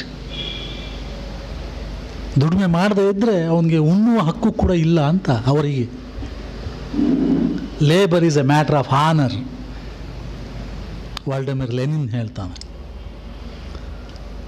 ಕರ್ಮ ಸಿದ್ಧಾಂತ ಅಂತ ಏನಿದೆ ಕೆಲ ಭಾರತ ಸಂಸ್ಕೃತಿ ಅಂತ ನಾವೇನು ಹೇಳ್ತೇವೆ, ಅದು ಪ್ರತಿಪಾದಿಸಿರೋದು ಇದೆಯಲ್ಲ, ಅದರಂತೆ ಕಾಯಕ ಅನ್ನೋದು ದೈವ ನಿಯಾಮಕ ಅಲ್ಲ, ಇಟ್ ಈಸ್ ಗಾಡ್ ಆರ್ಡೈನ್ಡ್ ಅಲ್ಲ. ಕಾಯಕವು ಒಂದು ಜೀವನ ಪದ್ಧತಿ, it's A way of life. ಇದು ಮನುಷ್ಯ ನಿರ್ಮಿತವಾದಂಥ ಒಂದು ವ್ಯವಸ್ಥೆ. ಕಾಯಕದ ಫಲವೇ ಉತ್ಪಾದನೆ. ಇಲ್ಲಿ ಅಭಿವೃದ್ಧಿ ಎನ್ನುವುದನ್ನು ನಾನು ವರಮಾನಕ್ಕೆ ಸಂವಾದಿಯಾಗಿ GDPಗೆ ಸಂವಾದಿಯಾಗಿ ಬಳಸ್ತಾ ಇಲ್ಲ. ಅಭಿವೃದ್ಧಿ ಅಂದರೆ ಜನರ ಸಮೃದ್ಧ ಬದುಕು ಅನ್ನುವ ಪರಿಭಾಷೆಯಲ್ಲಿ ಆ ಅದರಲ್ಲಿ ನಾನು ಬಳಸ್ಕೊಳ್ಳಿಕ್ಕೆ ಪ್ರಯತ್ನ ಪಡ್ತಾ ಇದ್ದೇನೆ. ಅಭಿವೃದ್ಧಿ ಅಂದರೆ ಅಕ್ಷರ, ಆಹಾರ, ಆರೋಗ್ಯ, ಆಶ್ರಯ ಎಲ್ಲವನ್ನೂ ಒಳಗೊಂಡಂಥ ಒಂದು ಮಲ್ಟಿ ಡೈಮೆನ್ಷನಲ್ ಫೆನಾಮಿನನ್. ಹಾಗೆ ಅಭಿವೃದ್ಧಿಯನ್ನು ಗುರುತಿಸುವ ಕ್ರಮ ಒಂದು ಸಂಪ್ರದಾಯ ಅರ್ಥಶಾಸ್ತ್ರದಲ್ಲಿದೆ. ವರಮಾನವನ್ನು ಬಿಟ್ಟು, ವರಮಾನ ಅನ್ನುವಂಥದ್ದು ಅಭಿವೃದ್ಧಿಯ ಸಾಧನ, ಅದು it is an instrument of development. ಅದೇ ಅಭಿವೃದ್ಧಿ ಅಲ್ಲ. It has to be transformed in to the lives of the people. ಅದು ಅಭಿವೃದ್ಧಿ. ವರಮಾನ ಅನ್ನುವಂಥದ್ದು, ಉತ್ಪಾದನೆ ಅನ್ನುವಂಥದ್ದು, ಬಂಡವಾಳ ಅನ್ನುವಂಥದ್ದು ಬದುಕಾಗಿ ಪರಿವರ್ತನೆ ಆಗುವ ಪ್ರಕ್ರಿಯೆ ಇದೆಯಲ್ಲ, ಅದು ಅಭಿವೃದ್ಧಿ. ಆ ಚೌಕಟ್ಟಿನಲ್ಲಿ ನಾನು ವಚನ ಸಂಸ್ಕೃತಿಯ ಕಾಯಕ ಸಿದ್ಧಾಂತವನ್ನು ಪರಿಭಾರಿಸ್ಕೊಳ್ಳಿಕ್ಕೆ ಪ್ರಯತ್ನ ಪಡ್ತೇನೆ. ಇವತ್ತಿನ ಶಿವಾನುಭವಕ್ಕೆ ಇದನ್ನು ಆರಿಸ್ಕೊಳ್ಳಿಕ್ಕೆ ಮುಖ್ಯ ಕಾರಣ, ಕಾಯಕ ಸಿದ್ಧಾಂತ ಅನ್ನೋದು ವರ್ತಮಾನ ಸ್ಪಂದಿಯಾದಂಥ ಒಂದು ಪರಿಭಾವನೆ, ಒಂದು ಸಿದ್ಧಾಂತ. ಅದು ಇವತ್ತಿನ ಸಮಸ್ಯೆಗಳನ್ನು ಅರ್ಥ ಮಾಡಿಕೊಳ್ಳಿಕ್ಕೆ ನನಗೆ ವಚನಗಳು, ಕಾಯಕ ಸಿದ್ಧಾಂತ ಸಹಾಯ ಮಾಡ್ತದೆ, ಅರ್ಥ ಮಾಡ್ಕೋಬೋದು ನಾನು. ಆ ಕಾರಣಕ್ಕೆ ಈ ವಿಷಯವನ್ನು ನಾನು ಇವತ್ತಿನ ಚರ್ಚೆಗೆ ಆರಿಸ್ಕೊಂಡಿದ್ದು. ಕಾಯಕ ಸಿದ್ಧಾಂತದ ಮಹತ್ವ ಇರೋದು ಅಲ್ಲೇನೆ, ಅದರ ವರ್ತಮಾನ ಸ್ಪಂದಿ ಗುಣ. ವಚನಕಾರರು ವಚನಗಳಲ್ಲಿ ಏನನ್ನು ಕುರಿತು ಚರ್ಚೆ ಮಾಡಿದ್ದಾರೆ? ಬಡತನವನ್ನು ಕುರಿತು, ಹಸಿವನ್ನು ಕುರಿತು, ಒಡಲನ್ನು ಕುರಿತು, ಕೂಲಿಯನ್ನು ಕುರಿತು, ಉದ್ಯೋಗವನ್ನು ಕುರಿತು, ಒಡೆಯರು ಕಡೆಯವರು ಅನ್ನುವ ಅಸಮಾನತೆಯನ್ನು ಕುರಿತು, ಅಸ್ಪೃಶ್ಯತೆ, ತಾರತಮ್ಯ, ಲಿಂಗ ಸಮಾನತೆ, ಶ್ರೇಣೀಕರಣ, ಇವುಗಳನ್ನೇ ಕುರಿತು ಚರ್ಚೆ ಮಾಡಿರೋದಲ್ಲಿ. ಪೂಜೆಯನ್ನು ಹೇಗೆ ಮಾಡಬೇಕು, ಎಷ್ಟು ಹೂವನ್ನು ಪತ್ರೆಯನ್ನು ಮುಡಿಸ್ಬೇಕು ಲಿಂಗಕ್ಕೆ, ಇದಲ್ಲ ಅಲ್ಲಿರುವ ಚರ್ಚೆಗಳು. ಪ್ರಾಸಂಗಿಕವಾಗಿ ಈ ಥರದ ಸಂಗತಿಗಳು ಭಗವದ್ಗೀತೆಯಲ್ಲಿ ಬರೋದಿಲ್ಲ ನಿಮಗೆ. ಆ ಕಾರಣಕ್ಕೇನೆ 12ನೇ ಶತಮಾನದ ಈ ಕಾಯಕ ಸಿದ್ಧಾಂತ ಅನ್ನೋದೇನಿದೆ 21ನೇ ಶತಮಾನದಲ್ಲೂ ಕೂಡ ಪ್ರಸ್ತುತ ಮತ್ತು ಅರ್ಥಪೂರ್ಣ. ಹಾಗಾಗಿಯೇ ಅದನ್ನು ಇವತ್ತು ನಾವು ಚರ್ಚೆ ಮಾಡ್ತಾ ಇದ್ದೇವೆ. ಕಾಯಕ ಅನ್ನುವಂಥದ್ದು ಒಂದು ಹಕ್ಕು. It is A right, it is not A charity. ಅದು ಹಂಗಿನ ಸಂಗತಿ ಅಲ್ಲ. ಕಾಯಕ ಪ್ರಣಾಳಿಕೆ ಏನಿದೆ, ಕಾಯಕ ಫಿಲಾಸಫಿ ಏನಿದೆ, ಇದು ನಿಷ್ಕಾಮ ಕರ್ಮ ಅಲ್ಲ, ಇದು ನಿಷ್ಫಲ ಕರ್ಮವೂ ಅಲ್ಲ. ಕಾಯಕ ಅನ್ನುವಂಥದ್ದು ಮನುಷ್ಯನ ಬದುಕಿನ ಸಾಧನವೂ ಹೌದು, ಅದು ಸಾಧ್ಯವೂ ಹೌದು. ಕಾಯಕ is the subject and object of human welfare. It is A means as well as the end of human wellbeing. ಕೇವಲ ಅದೊಂದು ಸಾಧನ, ಇನ್ಸ್ಟ್ರೂಮೆಂಟ್ ಅಲ್ಲ. ಭಗವಾನ್ ಶ್ರೀಕೃಷ್ಣ ಕರ್ತವ್ಯವನ್ನು ನಿರ್ವಹಿಸುವುದು ಜನರ ಹಕ್ಕು. ಫಲದ ಬಗ್ಗೆ, ಪ್ರತಿಫಲದ ಬಗ್ಗೆ, ಸಂಭಾವನೆ ಬಗ್ಗೆ ಯೋಚಿಸೋದು ಸ್ವಾರ್ಥ ಅಂತ ಹೇಳ್ತಾನೆ. Do your duty but do not desire any return or reward. One of the essence of Vedic philosophy. ಅಲ್ಲಿ ಮಾನವೀಯತೆಗಿಂತ ದೈವಾರಾಧನೆಗೆ ಪ್ರಾಧಾನ್ಯತೆ ಹೆಚ್ಚು. ಆ್ಯಕ್ಷನ್ ವಿತೌಟ್ ಮೋಟಿವ್ ಈಸ್ ನಿಷ್ಕಾಮ ಕರ್ಮ. ಯಾವುದೇ ಗುರಿಯನ್ನು ಇಟ್ಕೊಂಡಲ್ಲ, ಮಾಡಬೇಕಷ್ಟೇ, ನಿಮ್ಮ ಕರ್ತವ್ಯ ಅದು. Kayaka expects reward, fruits. It is not selfishness. Kayaka is not selfishness as propounded by Bhagavad Gita. Because kayaka is for dasoha. ಅದರ ಫಲ ದಾಸೋಹಕ್ಕಾಗಿ, ಸಮಾಜಕ್ಕಾಗಿ ಮಾಡ್ತಾ ಇರೋದು. ಕಾಯಕ ಈಸ್ ನೀದರ್ ನಿಷ್ಕಾಮ ಕರ್ಮ ನಾರ್ ಸೆಲ್ಫಿಶ್ ಆ್ಯಕ್ಷನ್. ಸ್ವಾರ್ಥದ ಸಂಗತಿ ಅಲ್ಲ ಅದು. ಅದರ ಗುರಿ ದಾಸೋಹ. ಆದ್ದರಿಂದ ಕಾಯವು ನಿಷ್ಫಲ ಕರ್ಮವೂ ಅಲ್ಲ, ಏನೂ ಇಲ್ಲದೇ ಇರುವಂಥ ಒಂದು ಸಂಗತಿಯೂ ಅಲ್ಲ. ಅದು ನಿಷ್ಫಲ ಕರ್ಮವಾಗಿ ಬಿಟ್ಟರೆ ದಾಸೋಹ ಹೇಗೆ ಮಾಡೋದು? Action with A motive is selfishness ಅಂತ ಹೇಳ್ತಾನೆ ಕೃಷ್ಣ, ಶ್ರೀಕೃಷ್ಣ. ಆದರೆ ಕಾಯಕದ ಮೋಟಿವ್ ದಾಸೋಹ, ಇದು ಸ್ವಾರ್ಥ ಅಲ್ಲ. ಆ ಕಾರಣಕ್ಕೆ ನಾನು ಹೇಳಿದ್ದು ಇಟ್ ಹ್ಯಾಸ್ ಸಿವಿಲೈಸೇಷನಲ್ ಡೈಮೆನ್ಷನ್ ಅಂತ. ಬಹಳ ಮುಖ್ಯವಾಗಿ ನಾನಿವತ್ತು ಪ್ರತಿಪಾದಿಸ್ತಿರುವಂಥ ಒಂದು ಸಂಗತಿ ಅಂದರೆ ದುಡಿಮೆಯೇ ದೇವರು, ದೇವರೇ ದುಡಿಮೆ. ಇವೆರಡರ ನಡುವಿನ ವ್ಯತ್ಯಾಸವನ್ನು, ಭಿನ್ನತೆಯನ್ನು ನಾವು ಅರ್ಥ ಮಾಡ್ಕೋಬೇಕು. ದುಡಿಮೆಯೇ ದೇವರು ಅನ್ನುವಂಥದ್ದು ಸ್ವಾವಲಂಬನೆಯ ಒಂದು ಸಂಗತಿ. ಅದು ದೇವರೇ ದುಡಿಮೆ ಅನ್ನುವಂಥದ್ದು ಪರಾವಲಂಬನೆಯ ಸಂಗತಿ. ದುಡಿಮೆಯೇ ದೇವರು ಅನ್ನುವಂಥದ್ದು ಬಸವಾದಿ ಶರಣರು ಕಟ್ಟಿದ ಪ್ರಣಾಳಿಕೆ.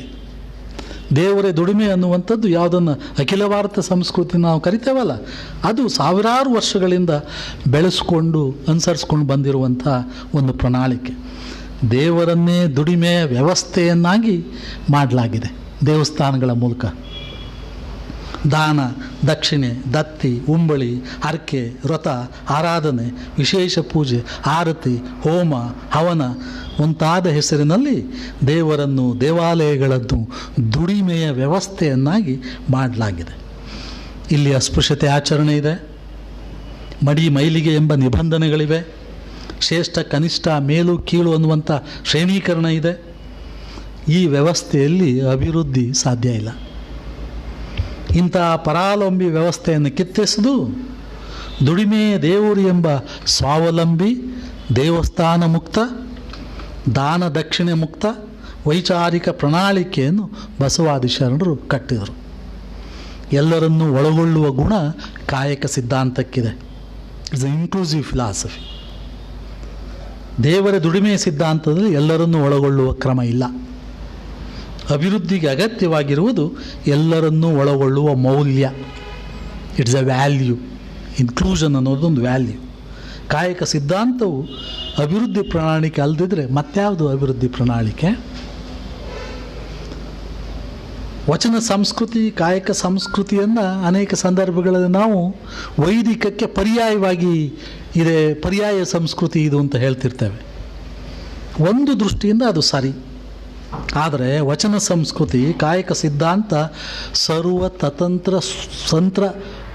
ಸ್ವತಂತ್ರ ಸಿದ್ಧಾಂತ. ಅದು it can stand alone as a basic philosophy. It is an independent, autonomous, egalitarian, all inclusive philosophy. Vachana dharma, Basava dharma or Lingayatism can stand alone as an independent religion. ಬರೀ ಅದಕ್ಕೆ ಪ್ರತಿಯಾಗಿ ಕಟ್ಟಿದ್ದು ಅದು ಒಂದು ಮಟ್ಟದವರೆಗೆ ಸರಿ. So beyond that it can stand alone as an independent religion. ವೈದಿಕಕ್ಕೆ ಪರ್ಯಾಯ ಹೌದು ಇದನ್ನು, ಆದರೆ ಇದು ಸ್ವತಂತ್ರವಾಗಿ ನಿಲ್ಲಬಲ್ಲ ಮೀಮಾಂಸೆಯೂ ಆಗಿದೆ ಅನ್ನುವಂಥದ್ದು. ಪರ್ಯಾಯ ಎನ್ನುವುದನ್ನು ತುಂಬ ಲಂಬಿಸುವ ಅಗತ್ಯವಿಲ್ಲ. ವೈದಿಕಕ್ಕೆ ಸಮನಾಗಿ ಸಮವಾಗಿ ನಿಲ್ಲಬಲ್ಲ ಸಾಮರ್ಥ್ಯ ಇದಕ್ಕಿದೆ. ಒಂದೆಜ್ಜೆ ಮುಂದೆ ಹೋಗಿ ನಾನು ಹೇಳ್ತೇನೆ, ಇದು ವೈದಿಕಕ್ಕಿಂತ ಒಂದು ಸ್ಥಾನ ಮೇಲೆ ನಿಲ್ಲಬಲ್ಲ ಸಿದ್ಧಾಂತ ಆಗಿದೆ ಅನ್ನುವಂಥದ್ದು. ಇಷ್ಟು ಪ್ರಾಸ್ತಾವಿಕವಾಗಿ ಹೇಳಿ, ಕಾಯಕ ಪರ್ಸೆ ವಚನ ಸಾಹಿತ್ಯದಲ್ಲಿ ಹೇಗೆ ಅದು ಪ್ರತಿಪಾದಿತವಾಗಿದೆ, ಹೇಗೆ ಅದು ಅಭಿವೃದ್ಧಿ ಮೀಮಾಂಸೆಯನ್ನಾಗಿ ನಾವು ಅರ್ಥ ಮಾಡ್ಕೋಬೋದು ಅನ್ನೋದನ್ನು ವಚನಗಳನ್ನು ಆಧಾರವಾಗಿ ಇಟ್ಕೊಂಡು ವಿವರಿಸಲಿಕ್ಕೆ ಪ್ರಯತ್ನ ಪಡ್ತೇನೆ. ಮೊದಲನೇದ್ದು ನಮಗೆಲ್ಲ ಗೊತ್ತಿರೋ ಹಾಗೆ, ಕಾಯಕ ಅಂತಂದ ತಕ್ಷಣ ನಮಗೆ ಜ್ಞಾಪಕಕ್ಕೆ ಬರೋದು ಆಯ್ದಕ್ಕಿ ಮಾರಯ್ಯ, ನುಲಿಯ ಚಂದಯ್ಯ, ಅವರಿಬ್ಬರ ವಚನಗಳು. ಮಾರಯ್ಯನವರು ಹೇಳ್ತಾರೆ, ಗುರು ಲಿಂಗ ಜಂಗಮಕ್ಕಿಂತಲೂ ಕೂಡ ಕಾಯಕ ಮೇಲು ಅನ್ನುವಂಥದ್ದು. ಅದಕ್ಕಿಂತಲೂ ಮಿಗಿಲಾದದ್ದು ಗುರುಲಿಂಗ ಜಂಗಮಗಳು ಬಂದರೂ ಕೂಡ ಅದನ್ನು ಬಿಟ್ಟು ಕಾಯಕಕ್ಕೆ ನಾವು ಮಹತ್ವ ಕೊಡಬೇಕು, ಅದು ಶ್ರೇಷ್ಠ ಹಾಗೆ ಅನ್ನುವಂಥದ್ದು. ಕಾಯಕದಲ್ಲಿ ನಿರತನಾದಡೆ ಗುರು ದರ್ಶನವಾದರೂ ಮರೆಯಬೇಕು, ಲಿಂಗ ಪೂಜೆಯಾದರೂ ಮರೆಯಬೇಕು ಅಂತ ಹೇಳ್ತಾರೆ. So it is a priority item. ಕಾಯಕ ಈಸ್ ಅ ಪ್ರಯಾರಿಟಿ. ಗುರುಲಿಂಗ ಜಂಗಮಗಳಿಗಿಂತ ಅದು ಆದ್ಯತೆಯ ಸಂಗತಿ ಅನ್ನುವಂಥದ್ದು. ಇಟ್ ಇಸ್ ಅ ಪ್ರೈಮರಿ, ಕಾಯಕ is primary, other things are secondary. ಅಂದರೆ ಕಾಯಕ ಮತ್ತು ಲಿಂಗ ಪೂಜೆ ಎರಡು ಸಮಾನ ಅನ್ನುವಂಥದ್ದು. ಕಾಯಕವೇ ಲಿಂಗ ಪೂಜೆ ಹಾಗೆ ಅಂಥೇಳಿ ಮಾರಯ್ಯನವ್ರು ಹೇಳ್ತಾರೆ. ಆದರೆ ನುಲಿಯ ಚಂದಯ್ಯನವರು ಇದೇ ವಿಷಯವನ್ನು ಕುರಿತು ಮತ್ತೊಂದು ಆಯಾಮವನ್ನು ಅದಕ್ಕೆ ನೀಡ್ತಾರೆ. ಗುರುಲಿಂಗ ಜಂಗಮಗಳಿಗೆ ಮೀರಿ ಕಾಯಕ ಇದೆ, ಬಟ್ ಅವರಿಗೂ ಕೂಡ ಕಾಯಕ ವಿನಾಯಿತಿ ಇಲ್ಲ. ಏನು ಹೇಳ್ತಾರೆ? ಗುರುವಾದರೂ ಚರಸೇವೆ ಮಾಡಬೇಕು, ಲಿಂಗವಾದರೂ ಚರಸೇವೆ ಮಾಡಬೇಕು, ಜಂಗಮವಾದರೂ ಚರಸೇವೆ ಮಾಡಬೇಕು. ಇದು ಬಹಳ ಮುಖ್ಯ. ಈ ಎರಡು ವಚನಗಳಲ್ಲಿರುವಂಥ ಭಿನ್ನತೆಯನ್ನು ನಾವು, ಅಂದರೆ ಯಾರಿಗೂ ಕೂಡ ವಿನಾಯಿತಿ ಇಲ್ಲ. ನೋಬಡಿ ಈಸ್ ಎಕ್ಸಾಮ್ಟೆಡ್ ಫ್ರಮ್ ಕಾಯಕ. ಇದು ಒಂದು ಸಂಗತಿಯನ್ನು ನಾವು ಅರ್ಥ ಮಾಡ್ಕೋಬೇಕು. ಎರಡನೇದ್ದು, unlike karma theory, kayaka is not a fruitless exercise. Fruitlessness is the essential feature of karma philosophy. Fruitfulness is the basic tenet of kayaka philosophy. ಕಾಯಕಕ್ಕೆ ಫಲ ಬೇಕು, ಪ್ರತಿಫಲ ಬೇಕು, ಸಂಭಾವನೆ ಬೇಕು. ಇದರಲ್ಲಿ ಯಾವ ಅನುಮಾನವೂ ಕೂಡ ಇಲ್ಲ. ಮತ್ಯಾವೆಲ್ಲೋ ಸಿಗ್ತದೆ, ನೋ. ಅದಕ್ಕೆ ಮಾರಯ್ಯನವರು ಅತ್ಯಂತ ಸ್ಪಷ್ಟವಾಗಿ ಇದನ್ನು ಪ್ರತಿಪಾದಿಸಿದ್ದಾರೆ. ಹಾಗದ ಕಾಯಕವ ಮಾಡಿ ಹಣ ಅಡ್ಡವ ತಾ ಎನ್ನುವಲ್ಲಿ ಸತ್ಯದ ಕಾಯಕ ಉಂಟೆ. ಭಕ್ತರಲ್ಲಿ ಕಾಯಕಕ್ಕೆ ಕಡಿಮೆಯಾಗಿ ತಾ ಎಂಬುದು ಅಮರೇಶ್ವರ ಲಿಂಗಕ್ಕೆ ಚಿತ್ತ ಶುದ್ಧ ಕಾಯಕ. ಆಗದ ಕಾಯಕವ ಮಾಡಿ, ಸ್ವಲ್ಪ ಕಾಯಕ ಮಾಡಿ, ಸ್ವಲ್ಪ ದುಡಿಮೆ ಮಾಡಿ, ಕೆಲಸ ಮಾಡಿ ಹಣ ಅಡ್ಡವ ತಾ ಎನ್ನುವ, ಹೆಚ್ಚು ಹಣ ಕೊಡಿ, ಸಂಭಾವನೆ ಕೊಡಿ ಅನ್ನೋದಿದೆಯಲ್ಲ, ಅದು ಸತ್ಯ ಶುದ್ಧ ಕಾಯಕ ಅಲ್ಲ. ಭಕ್ತರಲ್ಲಿ ಕಾಯಕಕ್ಕೆ ಕಡಿಮೆಯಾಗಿ ನಾವೇನು ಮಾಡಿದ್ವಿ ಅದಕ್ಕಿಂತ ಕಡಿಮೆ ಆದರೂ ಪರವಾಗಿಲ್ಲ, ಪ್ರತಿಫಲ ಬೇಕು. ಅಂದರೆ ಪ್ರತಿಫಲ ಅನ್ನೋದು ಕಾಯಕಕ್ಕೆ ಸಮವಾಗಿರಬೇಕಾ, ಜಾಸ್ತಿ ಇರಬೇಕಾ, ಕಡಿಮೆ ಇರಬೇಕಾ, ಅದು ಬೇರೆ ಪ್ರಶ್ನೆ. ಅದು ನನಗಿಲ್ಲಿ ಮುಖ್ಯ ಅಲ್ಲ. ನನಗೆ ಮುಖ್ಯ ಏನು ಅಂತ ಹೇಳಿದ್ರೆ, ಮಾರಯ್ಯನವ್ರು ಹೇಳುವಂಥದ್ದು ಕಾಯಕಕ್ಕೆ ಕೂಲಿ ಪ್ರತಿಫಲ ಬೇಕು. ಅದು ಎಷ್ಟು, that is A different thing. ನಿಷ್ಕಾಮ ಕರ್ಮ ಅಲ್ಲ ಅನ್ನುವಂಥದ್ದನ್ನು ಅತ್ಯಂತ ಖಚಿತವಾಗಿ, ಸ್ಪಷ್ಟವಾಗಿ ಮಾರಯ್ಯನವರಲ್ಲಿ ಪ್ರತಿಪಾದಿಸಿರುವಂಥದ್ದನ್ನು ಕಾಣಬಹುದು. ಬಹಳ ವಿಶೇಷವಾದ ಸಂಗತಿ ಅಂದರೆ, ನುಲಿಯ ಚಂದಯ್ಯನವರು ತಮ್ಮ ಒಂದು ವಚನದಲ್ಲಿ ನೇಮದ ಕೂಲಿ ಅನ್ನೋ ಪದ ಬಳಸ್ತಾರೆ. ನೇಮದ ಕೂಲಿ, ಬಹಳ ಕೂಲಿ ಪದ ಇದೆಯಲ್ಲ, ಅದೇ ರೋಮಾಂಚನ ಉಂಟು ಮಾಡ್ತದೆ. ಕೂಲಿ ಅನ್ನುವಂಥದ್ದು ಅದು ಮಾರಯ್ಯನವರು ಬಳಸುವಂಥದ್ದು, ನುಲಿಯ ಚಂದಯ್ಯನವರು. ಮಾದರ ಧೂಳಯ್ಯ ರೊಕ್ಕ ಅನ್ನೋ ಪದ ಬಳಸ್ತಾರೆ. ಯಾವುದಕ್ಕೆ ರೊಕ್ಕ? ಮೆಟ್ಟಡಿಯ ಕೊಂಡ ರೊಕ್ಕವ ಕೊಡಿ. ಚಪ್ಪಲಿ ಮಾಡೋದು ಮಾಡ್ತೀನಲ್ಲ, ಮಾರಿ ಕೊಂಡ್ಕೊಳ್ತಿರಲ್ಲ ನೀವು, ಕೊಡಿ ದುಡ್ಡು ಅದಕ್ಕೆ. ಮೆಟ್ಟಡಿಯ ಕೊಂಡ ರೊಕ್ಕವ ಕೊಡಿ ಅಂತ ಮಾದಾರ ಧೂಳಯ್ಯನವರು ತಮ್ಮ ವಚನದಲ್ಲಿ ಹೇಳ್ತಾರೆ. ಬಸವಣ್ಣ ಕರ್ಮ ಫಲಭೋಗದ ಬಗ್ಗೆ ಮಾತನಾಡ್ತಾನೆ. ಫಲ ಬೇಕು ಅನ್ನುವಂಥದ್ದು ಬಹಳ ಸ್ಪಷ್ಟವಾಗಿ ಕಾಯಕಕ್ಕೆ ಪ್ರತಿಫಲ ಬೇಕೇ ಬೇಕು ಅನ್ನೋದನ್ನು ಬಸವಣ್ಣನವರು ಈ ವಚನದಲ್ಲಿ, ನಾನು ಆರಂಭ ಮಾಡುವೆನಯ್ಯ ಗುರುಪೂಜೆಗೆಂದು, ನಾನು ವ್ಯವಹಾರವ ಮಾಡುವೆನಯ್ಯ ಲಿಂಗಾರ್ಚನೆಗೆ. ಯಾಕೆ ನಾನು ಕಾಯಕ ಮಾಡ್ತೇನೆ? ಅದಿಲ್ಲದೆ ಇದ್ದರೆ ಗುರುಪೂಜೆ ಲಿಂಗಾರ್ಚನೆ ಸಾಧ್ಯ ಇಲ್ಲಲ್ಲ, ದಾಸೋಹ ಸಾಧ್ಯವಿಲ್ಲಲ್ಲ. ನಾನಾವ ಕರ್ಮಗಳ ಮಾಡಿದಡೆಯೂ ಆ ಕರ್ಮ ಫಲಭೋಗವ ನೀ ಕೊಡುವೆ ಎಂಬುದ ನಾನು ಬಲ್ಲೆನೋ. ನೀ ಕೊಟ್ಟ ದ್ರವ್ಯವ ನಿಮಗಲ್ಲದೆ ಮತ್ತೊಂದಕ್ಕೆ ಮಾಡೇನು, ನಿಮ್ಮ ಸೊಮ್ಮಿಂಗೆ ಸಲ್ಲಿಸುವೆನು. ನಿಮ್ಮ ಸಂಪತ್ತಿಗೆ ಆ್ಯಡ್ ಮಾಡ್ತೀನಿ, ಇಟ್ ಇಸ್ ವ್ಯಾಲ್ಯೂ ಅಡಿಷನ್. ನಾನೇನು ಗಳಿಸ್ತೇನೆ ಅದನ್ನು ಸಮಾಜಕ್ಕೆ ಕೊಟ್ಟು ಸಮಾಜದ ಸಂಪತ್ತನ್ನು ಜಾಸ್ತಿ ಮಾಡ್ತಾನೆ.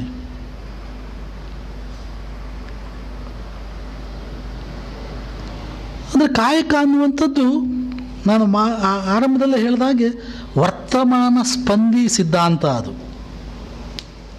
ಸದ್ಯಕ್ಕೆ ಸಂಬಂಧಪಟ್ಟಂಥದ್ದು. ಒಯ್ದಡೆ ಒಯ್ಗಳು ಕೈಯ ಮೇಲೆ, ಬೈದಡೆ ಬೈಗಳು ಕೈಯ ಮೇಲೆ, ಕೊನೆಗೆ ಕೂಡಲ ಸಂಗಮ ದೇವ ನಿಮ್ಮ ಪೂಜಿಸಿದ ಫಲ ಕೈಯ ಮೇಲೆ ಬೇಕು, ಇಮ್ಮಿಡಿಯೇಟ್ ಫಲ ಬೇಕು ನನಗೆ ಅಂತ. ಇದು ಎರಡನೇದ್ದು ನಾನು ಹೇಳಬೇಕು ಪ್ರಯತ್ನ ಪಟ್ಟಿದ್ದು. ಮೂರನೇದ್ದು ಬಹಳ ದೊಡ್ಡ ಸಿದ್ಧಾಂತ. ಸುಖ ದುಃಖ ಅನ್ನೋದಿದೆಯಲ್ಲ, ಅದು ಕಾಯಕದ ಪರಿಣಾಮವೇ ವಿನಃ, ಕಾಯಕದ ಒಂದು ಕಾನ್ಸಿಕ್ವೆನ್ಸೇ ವಿನಃ ಪಾಪ ಪುಣ್ಯಗಳ ಸಂಗತಿ ಅಲ್ಲ. ಅದು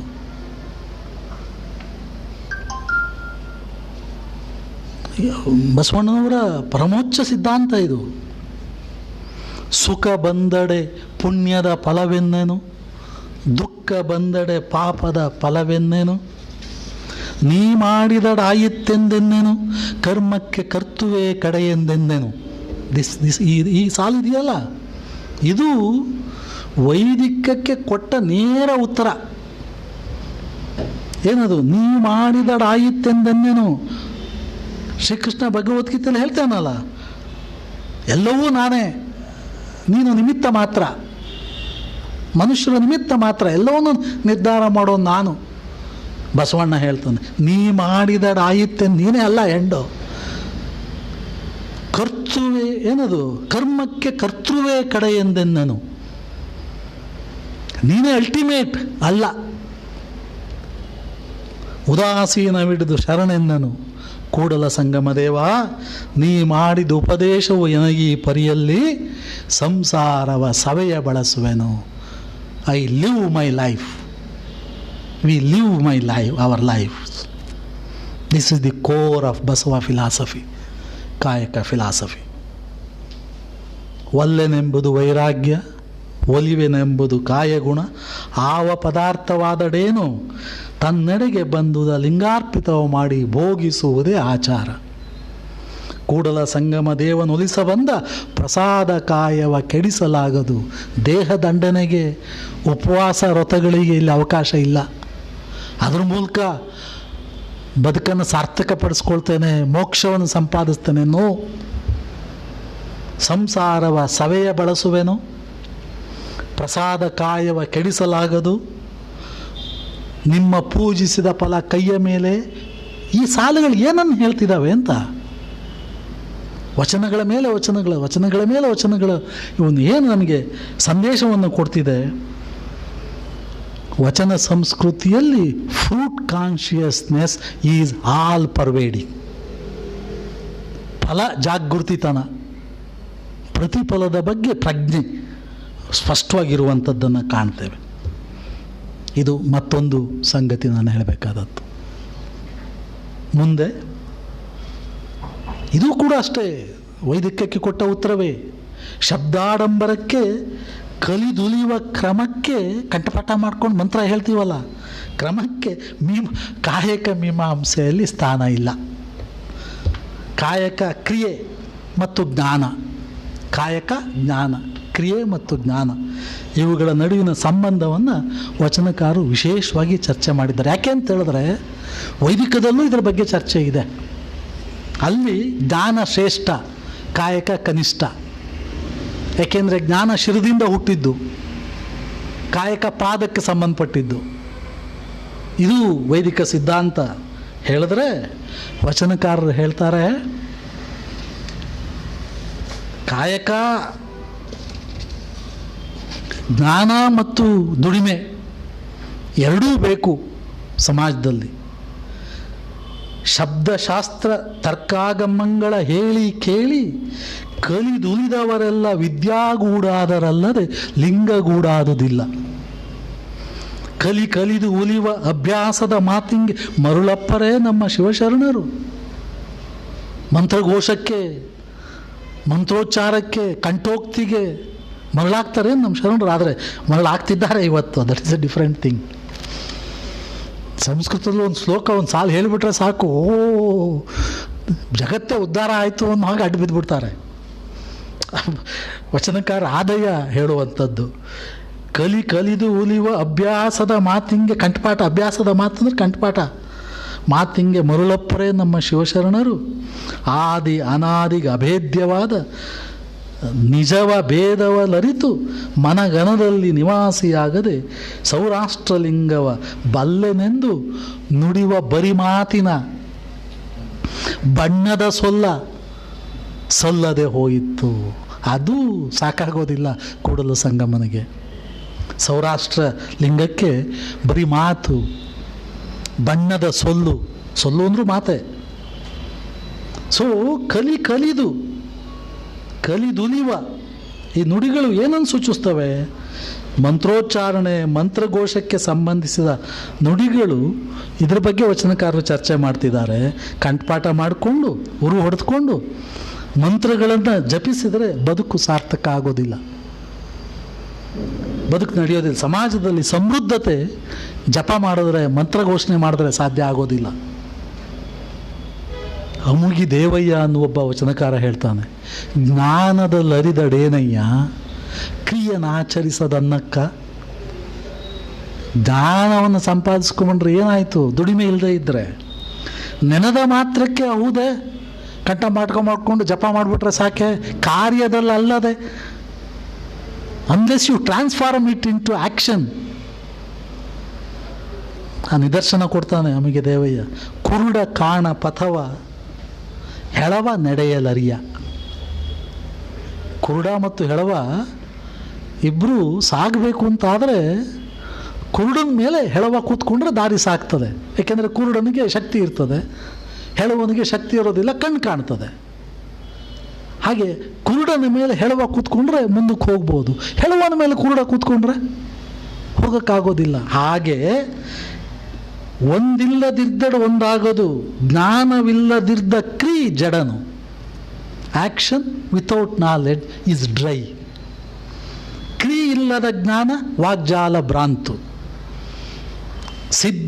ಸಿದ್ಧ ಸೋಮನಾಥನ ಲಿಂಗವ ಕೂಡುವ ಶರಣಂಗೆ ಎರಡೂ ಬೇಕು. ವೆರಿ ಕ್ಲಿಯರ್, ಅನುಮಾನಕ್ಕೆ ಆಸ್ಪದವೇ ಇಲ್ಲ, ಎರಡೂ ಬೇಕು. ಅಮುಗೆ ದೇವಯ್ಯ ಹೇಳುವಂಥ ಸೂತ್ರ ಇದು. ಜ್ಞಾನ ಮತ್ತು ಕ್ರಿಯೆಗಳ ಸಂಬಂಧ ಎಂಥದ್ದು ಅನ್ನೋದನ್ನು ಆ ಕುರುಡ ಮತ್ತು ಹೆಳವರ ಉದಾಹರಣೆ ಮೂಲಕ ಅಮುಗೆ ದೇವಯ್ಯ ನಮಗೆ ಸ್ಪಷ್ಟಪಡಿಸ್ತಾ ಇದ್ದಾನೆ. ಮೋಳಿಗೆ ಮಹಾದೇವಿ ಇದನ್ನೇ ಇನ್ನೊಂದು ರೀತಿಯಲ್ಲಿ ಹೇಳ್ತಾಳೆ. ನೀರು ನೆಲ ನಿಲ್ಲದೆ ಇರಬಹುದೇ? ನೆಲ ಇಲ್ಲದೆ ಇದ್ದರೆ ನೀರು ಎಲ್ಲಿರ್ತದೆ? ನೀರು ನೆಲ ನಿಲ್ಲದೆ ಇರಬಹುದೇ? ಬೀಜ ನೆಲೆ ಇಲ್ಲದೆ ಹುಟ್ಟಬಹುದೇ? ಜ್ಞಾನ ಕ್ರಿಯೆ ಇಲ್ಲದೆ ಅರಿಯಬಹುದೇ? ಕ್ರಿಯೆ ಇಲ್ಲದೆ ಇದ್ದರೆ ನಾಲೆಡ್ಜ್ ಹೆಂಗೆ ಬರ್ತದೆ ಅಂತ ಹೇಳಿ ಕೊನೆಗೆ ಅವಳು ಹೇಳ್ತಾಳೆ, ಎನ್ನಯ್ಯ ಪ್ರಿಯ ನಿಕಳಂಕ ಮಲ್ಲಿಕಾರ್ಜುನನಲ್ಲಿ ಉಭಯ ಸ್ಥಳ ಭೇದ. ಕಾಯಕ ಅನ್ನುವಂಥದ್ದು ಕೂಡ ಒಂದು ಸ್ಥಳ. ಷಟ್ ಸ್ಥಳಗಳಿಗೆ ಹೇಳ್ತಾರಲ್ಲ, ಕಾಯಕವೂ ಒಂದು ಸ್ಥಳ, ಅದು ಸಪ್ತ ಸ್ಥಳ. ಶಿ ಆಡ್ಸ್ ಅನದರ್ ಸ್ಥಳ ದೇರ್. ಇದು ವಚನಕಾರರು ಪ್ರತಿಯೊಬ್ಬರೂ ಕೂಡ ಹೇಗೆ ಸ್ವತಂತ್ರವಾಗಿ ತಮ್ಮ ವಿಚಾರಗಳನ್ನು ಬೆಳೆಸ್ಕೊಂಡು ಹೋಗ್ತಿದ್ದಾರೆ ಅನ್ನೋದನ್ನು ನೋಡ್ಬೋದು. ಕಾಯಕ ಅನ್ನುವಂಥದ್ದು ಹೇಗೆ ಅಭಿವೃದ್ಧಿಗೆ ಸಂಬಂಧಪಟ್ಟಿದ್ದು ಅನ್ನೋದಕ್ಕೆ ಬಹಳ ಮುಖ್ಯವಾಗಿ ನಾವು ಗಮನಿಸಬೇಕಾದದ್ದು ಈ ಕಾಯಕ ಸಿದ್ಧಾಂತ ಇದೆಯಲ್ಲ, ಇದು ಇಹದ ಸಿದ್ಧಾಂತ, ಈ ಲೋಕದ ಸಿದ್ಧಾಂತ. ಏಕೆಂದರೆ ವಚನ ಸಂಸ್ಕೃತಿಯಲ್ಲಿ ಮತ್ತೊಂದು ಲೋಕ ಇಲ್ಲ. ನಮ್ಮ ನಾಗೇಶ್ ಹೆಗಡೆಯವರು ಹೇಳ್ತಾರೆ, ಇರುವುದೊಂದೇ ಭೂಮಿ ನಮಗೆ ಅಂತ. ಹಾಗೆ ಒಂದೇ ಲೋಕ. ಹಿಹವೆಂಬುದೇನೋ ತಾನೆಂಬುದನ್ನಳಿದ ಪರಮ ಗಂಭೀರಂಗೆ, ಪರವೆಂಬುದೇನೋ ಪರಾತ್ಪರವೆಂಬುದೇನೋ, ಪರವೂ ಇಲ್ಲ ಇಹವೂ ಇಲ್ಲ ಪರಾತ್ಪರವೂ ಇಲ್ಲ, ಇದೇನು ಏನೂ ಇಲ್ಲದ ಬಯಲು ಚಿಕ್ಕಯ್ಯ ಪ್ರಿಯ ಸಿದ್ಧಲಿಂಗ, ಇಲ್ಲ ಮಾಣು ಬಯಲು. ಅಲ್ಲಿಗೆ ತಂದು ನಿಲ್ಲಿಸ್ತಾರೆ ವಚನಕಾರರು. ಬೇರೆ ಬೇರೆ ಲೋಕಗಳಿಲ್ಲ, ಬಯಲು ಒಂದೇ. ಅದರಲ್ಲೇನು ಎರಡು ಅನ್ನುವಂಥ ಇನ್ನೊಂದು ಜಗತ್ತು, ಇನ್ನೊಂದು ಲೋಕ ಅನ್ನುವಂಥದ್ದಿಲ್ಲ. ಅದನ್ನು ವಚನಕಾರರು ಅನೇಕ ವಚನಗಳಲ್ಲಿ ಬೇರೆ ಬೇರೆ ರೀತಿಯಲ್ಲಿ, ಉದಾಹರಣೆಗೆ ಅಲ್ಲಂಬೊಬ್ಬರು ಹೇಳ್ತಾರಲ್ಲ, ಇಹಲೋಕ ಪರಲೋಕ ತಾನಿರ್ದಲ್ಲಿ, ಬೇರೆ ಅಲ್ಲ, ನಾನು ಎಲ್ಲಿದ್ದೇನೋ ಅಲ್ಲೇ ಎರಡೂ ಇದೆ, ಎರಡು ಲೋಕಗಳಿದೆ. ದೇವಲೋಕ ಮರ್ತ್ಯಲೋಕ ಬೇರೆ ಮತ್ತುಂಟೆ? ಶಿವಭಕ್ತನಿದ್ದ ಟಾವೇ ದೇವಲೋಕ, ಭಕ್ತನಂಗಳವೇ ವಾರಣಾಸಿ, ಕಾಯವೇ ಕೈಲಾಸ, ಬಸವಣ್ಣ ಹೇಳುವಂಥದ್ದು. ಹಡಪದ ಅಪ್ಪಣ್ಣಗಳ ಪುಣ್ಯಸ್ತ್ರೀ ನಿಂಗಮ್ಮ ಹೇಳ್ತಾಳೆ, ಕೈಲಾಸವೆಂದಡೇನೋ, ಮರ್ತ್ಯಲೋಕವೆಂದಡೇನೋ, ಅಲ್ಲಿಯೇ ನಡೆಯೂ ಒಂದೇ, ಇಲ್ಲಿಯೇ ನಡೆಯೂ ಒಂದೇ ಅಂತ ಹೇಳಿ ಮುಂದೆ ಸುರಲೋಕವನು ನರಲೋಕವನು ತೃಣವೆಂದು ಭಾವಿಸಿ, ಇಮ್ಮೆಟೀರಿಯಲ್ ಫಾರ್ ಮೀ, ಮಹಾ ಬೆಳಗನೆ ಕೂಡಿ ಬೆಳಗಿನಲ್ಲಿ ಬಯಲಾದರಯ್ಯ. ಕೊನೆಗೆ ಎಲ್ಲಿಗೆ ಹೋಗ್ತೇವೆ ನಾವು? ಸತ್ತ ಮೇಲೆ ಎಲ್ಲಿಗೆ ಹೋಗ್ತೇವೆ? ಮತ್ತೊಂದು ಲೋಕ ಇಲ್ಲ. ಬಯಲಿನಲ್ಲಿ ಬಯಲಾಗ್ತೇವೆ, ಬೆಳಗಿನಲ್ಲಿ ಬೆಳಗಾಗ್ತೇವೆ ಅಂದು ಇದನ್ನೇ ಅಲ್ಲಮಪ್ರಭು ಬಹಳ ಸುಂದರವಾಗಿ ಹೇಳ್ತಾನೆ. ಕಾಯಗುಣವಳಿದು ಮಾಯಾಜ್ಯೋತಿ ವಾಯುವ ಸೇರುವ ಮುನ್ನ ಭಕ್ತಿಯ ಮಾಡಿದ್ರೆ ಅದೇ ದೈವ ಹಾಗೆ ಅನ್ನುವಂಥದ್ದು. ಕಾಯಗುಣ ಅಳಿದ ಮೇಲೆ ಅಂದರೆ ಸತ್ತ ಮೇಲೆ ಜೀವ ಎಲ್ಲಿಗೆ ಹೋಗ್ತದೆ? ಪ್ರಕೃತಿಯೊಳಗೆ ವಿಲೀನ ಆಗ್ಬಿಡ್ತದೆ ಅಷ್ಟೇ. That is the end. ಮತ್ತೇನು ಇಲ್ಲ ಮುಂದೆ ಅನ್ನುವಂಥದ್ದು. ಹೀಗೆ ಒಂದೇ ಲೋಕ ಇರುವಂಥದ್ದು ಹಾಗೆ ಅಂತ. ಮತ್ತೊಂದು ನಾನು ಆರಂಭದಲ್ಲಿ ಹೇಳಿದೆ, ಹೇಗೆ ಕಾಯಕ ಸಿದ್ಧಾಂತ ನನಗೆ ಮುಖ್ಯ ಅಂತ ಹೇಳಿದ್ರೆ ಅದರ ವರ್ತಮಾನ ಸ್ಪಂದಿ ಗುಣ, ಇವತ್ತನ್ನು ಅರ್ಥ ಮಾಡಿಕೊಳ್ಳಿಕ್ಕೆ ಅದು ನನಗೆ ಸಹಾಯ ಮಾಡ್ತದೆ ಅಂತ. ಕಾಯಕಕ್ಕೆ ಬದ್ಧರಾಗಿರುವವರಿಗೆ ಪರಿಸರ ಪ್ರಜ್ಞೆ ಇರ್ತದೆ, ದುಡಿಮೆಗಾರರಿಗೆ ಪರಿಸರ ಪ್ರಜ್ಞೆ ಇರ್ತದೆ.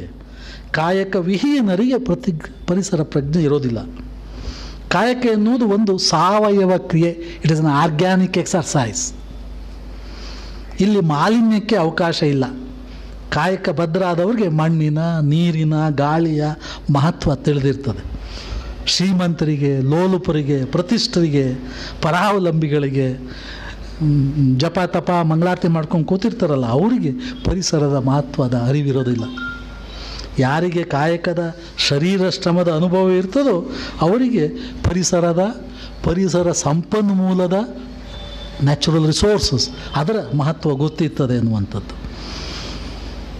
ನಾವು ಅಭಿವೃದ್ಧಿ ಚರ್ಚೆಯಲ್ಲಿ ಸಸ್ಟೈನಬಲ್ ಡೆವಲಪ್ಮೆಂಟ್ ಬಗ್ಗೆ ಮಾತನಾಡ್ತೇವೆ. ಸಂಪನ್ಮೂಲಗಳನ್ನು ಇವತ್ತೇ ಮುಗಿಸ್ಬಿಡಬಾರ್ದು. We have to allow it for the unborn generation ಅಂತ ಹೇಳ್ತೇವೆ. ಅಲ್ಲಮಪ್ರಭು ಹೇಳ್ತಾನೆ, ಮಿಗಬಾರದು ಮಿಗದಿರಬಾರದು. ಬ್ಯೂಟಿಫುಲ್. ಮಿಗಬಾರದು ಮಿಗದಿರಬಾರದು. ಚನ್ನಬಸವಣ್ಣ ಹೇಳ್ತಾನೆ, ಉಂಡು ಉಪವಾಸಿಗಳು ಬಳಸಿ ಬ್ರಹ್ಮಚಾರಿಗಳು. ಏನಿದೆ ಹೇಳ್ತದೆ? ಮಿಗಬಾರದು. ಸಂಪನ್ಮೂಲಗಳಿದೆಯಲ್ಲ ಅದನ್ನ ಬಳಸದೆ ಹಾಗೆ ಕಾಯ್ದಿಟ್ಕೋಬಾರ್ದು, ಬಳಸಬೇಕು. ಆದರೆ ಅದು ಮುಗಿದೋಗ್ಬಿಡಬಾರ್ದು. ಮಿಗಬಾರದು ಮಿಗದಿರಬಾರದು. ಅದನ್ನು ಬಳಸ್ತಾ ಹಾಗೆ ಇಟ್ಕೋಬಾರ್ದು, ಬಳಸಬೇಕು. ಆದರೆ ಮುಗ್ದು ಹೋಗ್ಬಿಡ್ಬಾರ್ದು. ಉಣ್ಣಬೇಕು, ಉಪವಾಸನೂ ಇರಬೇಕು, ಉಳಿಸ್ಬೇಕು, ಅದನ್ನು ಬಳಸಬೇಕು, ಬಳಸ್ದಲೂ ಇರಬೇಕು. ಬಳಸಿ ಬ್ರಹ್ಮಚಾರಿಗಳು. ಎಕ್ಸಾಸ್ಟ್ ಆಗಿಬಿಡ್ಬಾರ್ದು. So exhaustible, not so easily exhaustible and non exhaustible resources ಬಗ್ಗೆ ಮಾತನಾಡ್ತಾ ಇರುವಂಥದ್ದು. ನಿಮ್ಗೆ ಅನ್ಬೋದು ಇದು ಬಹಳ ತುಂಬ ಅದನ್ನು ಎಳಿತಾ ಇದ್ದಾರೆ ಹಾಗೆ ಅಂತೇಳಿ. ನಾನು I am not imposing my own meaning in to vachana philosophy. ಅದರಿಂದ ನನಗೆ ಹೊಳಿತಾ ಇರೋ ಅರ್ಥಗಳು ಇದು. ಇವತ್ತಿನ ಬದುಕನ್ನು ಅರ್ಥ ಮಾಡ್ಕೋಬೇಕಾದ್ರೆ ವಚನ ಸಂಸ್ಕೃತಿಯಲ್ಲಿ ಕಾಯಕಗಳಿದೆಯಲ್ಲ, ಉದ್ಯೋಗಗಳಿದೆಯಲ್ಲ ಸಮೃದ್ಧವಾಗಿ. ಹಾಗಾಗಿಯೇ ಅಭಿವೃದ್ಧಿ ಅದನ್ನು ಯಾಕೆ ನಾನು ಜೋಡಿಸ್ತಿದೆ ಅಂದರೆ ಈ ಕಾರಣಕ್ಕೆ. ಅಕ್ಕಮ್ಮ ಅನ್ನುವಂಥ ವಚನಕಾರ್ತಿ ಒಂದು ವಚನದಲ್ಲಿ ಎಷ್ಟೊಂದು ಕಾಯಕಗಳ ಬಗ್ಗೆ ಆಕೆ ಹೇಳ್ತಾಳೆ. ಹಸಿ ಮಸಿ ಕೃಷಿ ವಾಣಿಜ್ಯ ಮುಂತಾದ ಕಾಯಕವ ಮಾಡಿ ಭಕ್ತರ ಪಡುಗ ಪಾದತ್ರಾಣ ಪಹರಿ ಬಾಗಿಲು ಬೊಕ್ಕಸ ಇವಕ್ಕೆಲ್ಲವಕ್ಕೂ ಅರ್ಥ ಇದೆ, ಡಿಕ್ಷನರಿ ನೋಡ್ಬೋದು ನೀವು. ಉದ್ಯೋಗಗಳಿವು, ವೃತ್ತಿಗಳಿವು. ಮುಂತಾದ ಕಾಯಕವ ಮಾಡಿಕೊಂಡು ವ್ರತಕ್ಕೆ ಊಣಿಯವಿಲ್ಲದೆ ಕೃತ್ಯಕ್ಕೆ ಕಡೆಯಾಗದೆ, ಅಂದರೆ ಯಾವುದಕ್ಕೂ ಕೊರತೆ ಆಗದಾಗೆ ಊಣಿಯವಿಲ್ಲದೆ ಅದನ್ನು ನಿರ್ಲಕ್ಷ್ಯ ಮಾಡ್ದಲ್ಲನೆ ಹಾಗೆ ಯಾರು ಕಾಯಕ ಮಾಡ್ತಾರೆ ಆ ಭಕ್ತನ ಅಂಗಳ ಅವಿಮುಕ್ತಿ ಕ್ಷೇತ್ರ. ಆತನ ಮನೆಯೇ ಆಚಾರವೇ ಪ್ರಾಣವಾದ ರಾಮೇಶ್ವರ ಲಿಂಗದ ಆಶ್ರಯ. ದೇವರು ಎಲ್ಲಿ ಆಶ್ರಯ ಮಾಡ್ತಾನೆ? The god resides where there is ಕಾಯಕ ಜೀವಿ. ಟಾಗೂರ್ ಹೇಳಿದ್ದೆ, 900-850 ವರ್ಷಗಳಿಂದ ವಚನಕಾರರು ಹೇಳಿದ ಮಾತನ್ನು ಹೇಳ್ತಿದ್ದಾರೆ ಅನ್ನುವಂಥದ್ದು. ಮತ್ತೊಂದು ಆಗಲೇ ನಾನು ಹೇಳಿದ್ನಲ್ಲ, ಸುಖ ದುಃಖ ಅನ್ನುವಂಥದ್ದು ಪಾಪ ಪುಣ್ಯಗಳ ಪರಿಣಾಮ ಅಲ್ಲ, ಅದು ಕಾಯಕದ ಪರಿಣಾಮ ಅಂತ. ಅದನ್ನೇ ಸಿದ್ದರಾಮಣ್ಣ ಇನ್ನೊಂದು ಆಯಾಮದಲ್ಲಿ ನಮಗೆ ಕಾಯಕದ ಮಹತ್ವವನ್ನು, ಈ ಲೋಕದ ಮಹತ್ವವನ್ನು ತಿಳಿಸ್ಕೊಡ್ತಾನೆ. ಬಹಳ ಮುಖ್ಯ ಇದು. ವರ್ಕ್, ಕಾಯಕ is the source of happiness. Bodily labour is the source of health. ನಾನು ವಿವರಿಸಬೇಕಾದ ಅಗತ್ಯ ಇಲ್ಲ ದುಡಿಮೆಗೂ ಮತ್ತು ಆರೋಗ್ಯಕ್ಕೂ ಇರುವ ಸಂಬಂಧ. It is not only the source of health but also it is the source of wealth. ಎರಡನ್ನೂ ಸಾಧಿಸ್ಕೋಬೋದು. ಸೊ ಸುಖದ ಮೂಲ ಕಾಯಕ, ಸಮೃದ್ಧಿಯ ಮೂಲ ಕಾಯಕ. ಸಿದ್ದರಾಮಣ್ಣವ್ರು ಹೇಳ್ತಾರೆ, ಸುಖಕ್ಕೆ ದೈವವೆಂದು, ಸುಖಕ್ಕೆ ವಿಧಿಲಿಪಿಯೆಂದು, ಸುಖಕ್ಕೆ ಪುಣ್ಯವೆಂದು, ಸುಖಕ್ಕೆ ಪ್ರಾರಬ್ಧವೆಂದು ನುಡಿವರಯ್ಯ ಸಿದ್ಧಾಂತಿಗಳು. ಆ ಸಿದ್ಧಾಂತಿಗಳು ಅನ್ನೋದನ್ನು ವೇದಾಂತಿಗಳು ಅಂತ ಮಾಡ್ಕೊಳ್ಳಿ, ತಪ್ಪೇನಿಲ್ಲ. ಸುಖಕ್ಕೆ ದೈವವೆಂದು, ಸುಖಕ್ಕೆ ವಿಧಿಲಿಪಿಯೆಂದು, ಸುಖಕ್ಕೆ ಪುಣ್ಯವೆಂದು, ಸುಖಕ್ಕೆ ಪ್ರಾರಬ್ಧವೆಂದು ನುಡಿವರಯ್ಯ ಸಿದ್ಧಾಂತಿಗಳು. ಸುಖವು ದೈವವೆನಲಾಗಿ ಮಾಡುವ ಕ್ರಿಯೆಯಲ್ಲರಿಯ ಬಂದಿತ್ತು. ಸುಖ ಅನ್ನೋದು ಎಲ್ಲಿರ್ತದೆ? ಮಾಡುವ ಕ್ರಿಯೆಯಲ್ಲರಿಯ ಬಂದಿತ್ತು. ಸ್ಟೇಟ್ಮೆಂಟ್ ಕೊಡ್ತಾನೆ ಸಿದ್ದರಾಮಣ್ಣ, ಸುಖವು ದೈವವಲ್ಲ. ದೈವದಿಂದ ಸುಖ ಬರೋದಿಲ್ಲ, ಪೂಜೆಯಿಂದ ಸುಖ ಬರೋದಿಲ್ಲ, ಜಪದಿಂದ ಸುಖ ಬರೋದಿಲ್ಲ. ದೈವವದು ಕಪಿಲ ಸಿದ್ಧ ಮಲ್ಲಿಕಾರ್ಜುನಲ್ಲಿ ಕೂಡುವ ಕೂಟವು. ಸೊ ಅಭಿವೃದ್ಧಿ ಪ್ರಣಾಳಿಕೆ ಅಂದರೆ ಇದನ್ನೇ ನಾನು ಹೇಳೋದು. ಸುಖವು ದೈವವೆನಲಾಗಿ ಮಾಡುವ ಕ್ರಿಯೆಯಲ್ಲರಿಯ ಬಂದಿತ್ತು. This is development manifesto of Basava constitution. ಅಭಿವೃದ್ಧಿ ಪ್ರಣಾಳಿಕೆ ಅಂತ ಈ ಕಾರಣಕ್ಕೆ ನಾನು ಕರೆಯುವಂಥದ್ದು. ಸುಖ, ಸಮೃದ್ಧಿ, ಆರೋಗ್ಯ ಎಲ್ಲವೂ ಕೂಡ ಕಾಯಕದಿಂದ ಬರುವಂಥದ್ದು. ಇದು ವಿಧಿ ಬರಹ ಅಲ್ಲ. ನಮಗೆ ಸುಖ ಸಂತೋಷ ಬರುವಂಥದ್ದು ಹಿಂದಿನ ಜನ್ಮದಲ್ಲಿ ಮಾಡಿದ ಪುಣ್ಯ, ವಿಧಿ ಬರೆದದ್ದು, ನೋ, ದೇ ಆರ್ ಮೀನಿಂಗ್ಲೆಸ್. ಅವೆಲ್ಲ ಕಾಯಕದ ಮೂಲಕ ಇವನ್ನೆಲ್ಲ ಸಾಧಿಸ್ಕೋಬೇಕಾದದ್ದು ನಾವು. ಹಾಗಾಗಿ ಕಾಯಕ ಅನ್ನುವಂಥದ್ದು ಸಮೃದ್ಧಿತನದ ಸೂಚಿ. ಅದು ಇದಕ್ಕೆ ಲಕ್ಕಮ್ಮನವ್ರು ಹೇಳ್ತಾರೆ, ಭಾವ ಶುದ್ಧವಿಲ್ಲದವಂಗೆ ಬಡತನವಲ್ಲದೆ ಚಿತ್ತ ಶುದ್ಧದಲ್ಲಿ ಕಾಯಕವ ಮಾಡುವಲ್ಲಿ ಸದ್ಭಕ್ತಂಗೆ ಎತ್ತ ನೋಡಿದಡತ್ತ ಲಕ್ಷ್ಮೀ ತಾನಾಗಿಪ್ಪಳು. ಮಾರಯ್ಯ ಪ್ರಿಯ ಅಮರೇಶ್ವರ ಲಿಂಗದ ಸೇವೆ ಉಳ್ಳನ್ನಕ್ಕರ.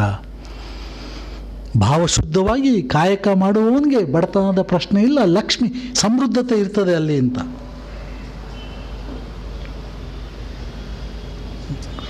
ಇದೆಯಲ್ಲ. ಸೊ ನಾನು ಆರಂಭದಲ್ಲಿ ಹೇಳಿದ್ನಲ್ಲ, ದುಡಿಮೆಯಲ್ಲಿ ದೇವರನ್ನು ಕಾಣುವಂಥದ್ದು ಬಸವಾದಿ ಶರಣರ ಸಿದ್ಧಾಂತ. ಆದರೆ ದೇವರಲ್ಲಿ ದುಡಿಮೆಯನ್ನು ಕಾಣುವಂಥದ್ದು ಬೇರೆ ಅಂತ. ಅದನ್ನು ಆತ್ಯಂತಿಕವಾದ ರೀತಿಯಲ್ಲಿ ಮಾದಾರ ಧೂಳೆಯನವರು ಪ್ರತಿಪಾದಿಸಿರುವಂಥದ್ದನ್ನು ಕಾಣ್ಬೋದು. ಕಾಯಕ ಅನ್ನುವಂಥದ್ದು ಹೇಗೆ ಅಂದರೆ, ಸ್ವಂತ ಸಾಮರ್ಥ್ಯದ ಮೇಲೆ ಬದುಕನ್ನು ಕಟ್ಟಿಕೊಳ್ಳುವಂಥ ಕ್ರಮ ಇದೆಯಲ್ಲ, ಸೆಲ್ಫ್ ರಿಲಯನ್ಸ್ ಅಂತ ನಾವು ಹೇಳ್ತೀವಲ್ಲ, ಅದನ್ನು ಅತ್ಯಂತ ಆತ್ಮಿಕ ರೀತಿಯಲ್ಲಿ. ನಾನು ಸುಮಾರು 20-25 ವರ್ಷಗಳ ಹಿಂದೆ ಈ ವಚನವನ್ನು ಓದಿದಾಗ ನಿಜಕ್ಕೂ ನನಗೆ ರೋಮಾಂಚನ ಆಯಿತು. ಅಟ್ಟೆಯ ಚುಚ್ಚುವ ಉಳಿಯ ಮೊನೆಯಲ್ಲಿ ಪ್ರತ್ಯಕ್ಷನಾದ ಪರಮೇಶ್ವರನ ಕಂಡು. ಏನು ಹೇಳ್ತಿದ್ದಾನೆ ಅಂತ, ಎಷ್ಟು ಆತನ ವೃತ್ತಿ ಬಗ್ಗೆ ಆತನಿಗೆ ಗೌರವ ಮತ್ತು ಹೆಮ್ಮೆ. ಅಟ್ಟೆಯ ಚುಚ್ಚುವ ಉಳಿಯ ಮೊನೆಯಲ್ಲಿ ಪ್ರತ್ಯಕ್ಷನಾದ ಪರಮೇಶ್ವರನ. ಎಲ್ಲಿ ಪರಮೇಶ್ವರ ಕಾಣೋದು? ವೃತ್ತಿಯಲ್ಲಿ, ಕಸುಬಿನಲ್ಲಿ. ಟಾಗೂರ್ ಹೇಳ್ತಾರಲ್ಲ, ಆ ಬೆವರಿನಲ್ಲಿ, ಅಷ್ಟೋದ್ಘಾಟರನಲ್ಲಿ ಮಾಡುವವನಲ್ಲಿ, ಅಟ್ಟೆಯ ಚುಚ್ಚುವ ಉಳಿಯ ಮೊನೆಯಲ್ಲಿ. ಮುಂದುವರೆದ ಇತ್ತಲೇ ಕೈಯ ಆ ಕೆಲಸ ಮಾಡ್ತಿದ್ದಾನಲ್ಲ, ಕಾಯದ ತಿತ್ತಿಯ ಹೊತ್ತಾಡುವನ ಮುಂದೆ ನಿನ್ನ ಭಕ್ತರ ಟಾವಿನಲ್ಲಿ ಹೋಗಿ ಮುಕ್ತಿಯ ಮಾಡು. ಗುಡಿಲಿದಾರಲ್ಲ, ಪೂಜೆ ಮಾಡ್ತಿದ್ದಾರಲ್ಲ, ಅವ್ರ ಹತ್ರ ಹೋಗಿ ಇಲ್ಯಾಕೆ ಬರ್ತೀಯ ಕಾಯಕ ಮಾಡುವ. ನೀ ಹೊತ್ತ ಬಹುರೂಪ ತಪ್ಪದೆ ರಜತ ಬೆಟ್ಟಕ್ಕೆ ಹೋಗು, ನಿನ್ನ ಭಕ್ತರ ಮುಕ್ತಿಯ ಮಾಡು. ಕಾಮ ಧೂಮ ಧೂಳೇಶ್ವರನ ಕರುಣದಿಂದ ನೀನೇ ಬದುಕು. ನನಗೆ I don't want your blessing or assistance. ನನ್ನ ಕಾಯಕ ಇದೆ, ನಾನು ಬದುಕ್ಕೊಳ್ತೇನೆ. ಚಿದಾನಂದ ಮೂರ್ತಿಗಳು ಮತ್ತೆ ಮತ್ತೆ ಹೇಳ್ತಾ ಇರೋರು ಒಂದು ಮಾತನ್ನು, ವಚನಗಳು ಬಿಡಿ ಬಿಡಿ ರಚನೆಗಳವು, ಅವು ಕನ್ಸಿಸ್ಟೆಂಟಾಗಿ ಒಂದು ಸಿದ್ಧಾಂತ ರೂಪದಲ್ಲಿ ಇಲ್ಲ ಅಂತ. ಮಾದಾರ ಧೂಳೇನವರಿದ್ದು ಹೇಳ್ತಾರಲ್ಲ, ಇದನ್ನೇ ಇನ್ನೊಂದು ರೂಪದಲ್ಲಿ ನಮಗೆ ಲದ್ದೆ ಸೋಮಣ್ಣವರು ಹೇಳ್ತಾರೆ. ಸೊ ವಚನ carry A message through out common. ಅದಂತೂ ಇನ್ನೂ ಅದ್ಭುತವಾಗಿದೆ ಲದ್ದೆ ಸೋಮಣ್ಣವ್ರದ್ದು. ಪರಾವಲಂಬನೆ ಅನ್ನುವಂಥದ್ದು ವಚನ ಸಂಸ್ಕೃತಿಯಲ್ಲಿ ಸಾಧ್ಯವೇ ಇಲ್ಲ, ಕಲ್ಪಿಸ್ಕೊಳ್ಳಿಕ್ಕೂ ಸಹ. You can't imagine parasite life.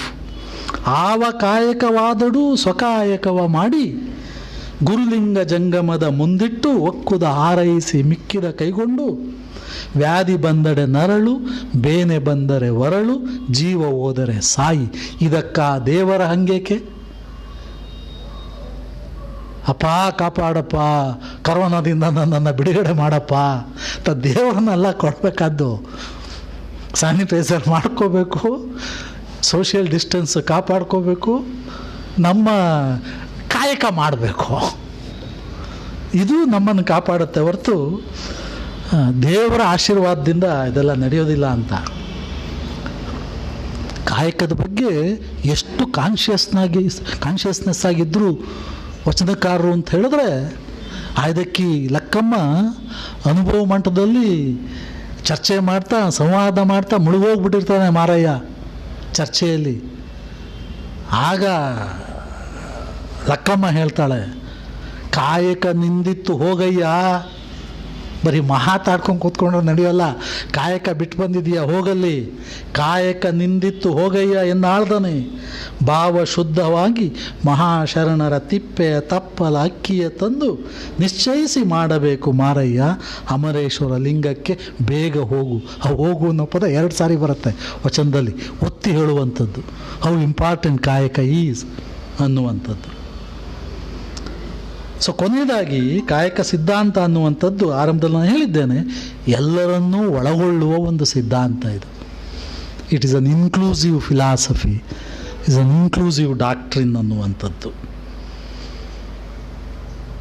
ಅಸ್ಪೃಶ್ಯತೆಗೆ ಅವಕಾಶ ಇಲ್ಲ, ಮಡಿ ಮೈಲಿಗೆಗೆ ಅವಕಾಶ ಇಲ್ಲ, ಸೂತಕಕ್ಕೆ ಅವಕಾಶ ಇಲ್ಲ. ದುರದೃಷ್ಟದ ಸಂಗತಿ ಅಂತ ಹೇಳಿದ್ರೆ, ನ್ಯಾಯಾಲಯಗಳು ಅಸ್ಪೃಶ್ಯತೆಯನ್ನು ನಿಷೇಧಿಸಿದ್ರೂ ಕೂಡ, ಸಂವಿಧಾನದಲ್ಲಿ ನಿಷೇಧಿಸಿದೆ ಅದು ಬೇರೆ ಪ್ರಶ್ನೆ, ಆಮೇಲೂ ಕೂಡ ಮತ್ತೆ ಮತ್ತೆ ನ್ಯಾಯಾಲಯಗಳಲ್ಲಿ ಚರ್ಚೆ ಬಂದು ಅಸ್ಪೃಶ್ಯತೆಯನ್ನು ಪ್ರಾಹಿಬಿಟ್ ಮಾಡಿದ್ರೂ ಕೂಡ ಸಮಾಜದ ಒಂದು ವರ್ಗ ಅದನ್ನು ಒಪ್ಕೊಳ್ಳಿಕ್ಕೆ ಇವತ್ತಿಗೂ ಸಿದ್ಧ ಇಲ್ಲ. ಸರ್ವೋಚ್ಚ ನ್ಯಾಯಾಲಯ 2018 ಸೆಪ್ಟೆಂಬರ್ 28 ಸಂವಿಧಾನ ಪೀಠ, ಕಾನ್ಸ್ಟಿಟ್ಯೂಷನಲ್ ಬೆಂಚ್, 5 ನ್ಯಾಯಾಧೀಶರ ಕಾನ್ಸ್ಟಿಟ್ಯೂಷನಲ್ ಬೆಂಚ್ ಕೊಟ್ಟಂಥ ಶಬರಿಮಲೆ ತೀರ್ಪಿನಲ್ಲಿ ಡಿ.ವೈ. ಚಂದ್ರಚೂಡ್ ಅವರು ಮಹಿಳೆಯರಿಗೆ ಋತುಚಕ್ರದ ಆಧಾರದ ಮೇಲೆ ದೇವಾಲಯಕ್ಕೆ ಪ್ರವೇಶಕ್ಕೆ ನಿಷೇಧ ಇರುವಂಥದ್ದು ಅಸ್ಪೃಶ್ಯತೆಗೆ ಸಮ ಅನ್ನೋ ಮಾತನ್ನು ಸ್ಪಷ್ಟವಾಗಿ ಹೇಳಿದ್ದಾರೆ. ಆದರೂ ಕೂಡ ಆ ನಿಷೇಧದ ಪರವಾಗಿ ಹೋರಾಟ ಮಾಡ್ತಾ ಇದೆ ಒಂದು ಸಮಾಜದ ಒಂದು ವರ್ಗ. 2000 ವರ್ಷದಿಂದ ಅದನ್ನು ಹೋಗಲಾಡಿಸಲಿಕ್ಕೆ ಸಾಧ್ಯವಿಲ್ಲ ಅಸಾಧ್ಯವಾಗಿಲ್ಲ ಅನ್ನುವಂಥದ್ದು ಅದು ಬೇರೆ ಪ್ರಶ್ನೆ. ಈ ಕಾರಣದಿಂದ ಅಂದರೆ ಅಸ್ಪೃಶ್ಯತೆಯನ್ನು 12ನೇ ಶತಮಾನದಲ್ಲಿ ವಚನಕಾರರು ತಿರಸ್ಕರಿಸಿದ್ರೆ ಅದನ್ನೇ 21ನೇ ಶತಮಾನದಲ್ಲಿ ಸರ್ವೋಚ್ಚ ನ್ಯಾಯಾಲಯ ಮಾಡ್ತಾ ಇದೆ. 12ನೇ ಶತಮಾನದಲ್ಲೇ ವಚನಕಾರರು ಮಾಡಿದ್ರು. ಹೇಗೆ? ಅಕ್ಕಮಾದೇವಿ ಹೇಳ್ತಾಳೆ, ಅಯ್ಯ ಮೊದಲಿಲ್ಲದ ಸೂತಕಕ್ಕೆ ಮರುಳಾಯಿತ್ತು ಜಗವೆಲ್ಲ, ಎನ್ನ ದೇವ ಚನ್ನಮಲ್ಲಿಕಾರ್ಜುನನೆಂಬ ಗರುವಂಗೆ ಜಗವೆಲ್ಲ ಹೆಣ್ಣು ನೋಡ. ಈ ಜಗತ್ತೇ ಹೆಣ್ಣಾದರೆ ಸೂತಕದ ಋತುಚಕ್ರದ ಸಮಸ್ಯೆ ಎಲ್ಲಿ ಬರ್ತದೆ? ಸಿದ್ದರಾಮಣ್ಣ ಹೇಳ್ತಾನೆ, ಇದು ಕಾರಣ. ಹೆಣ್ಣು ಹೆಣ್ಣಲ್ಲ, ಹೆಣ್ಣು ರಾಕ್ಷಸಿಯಲ್ಲ, ಹೆಣ್ಣು ಕಪಿಲ ಸಿದ್ಧ ಮಲ್ಲಿಕಾರ್ಜುನ.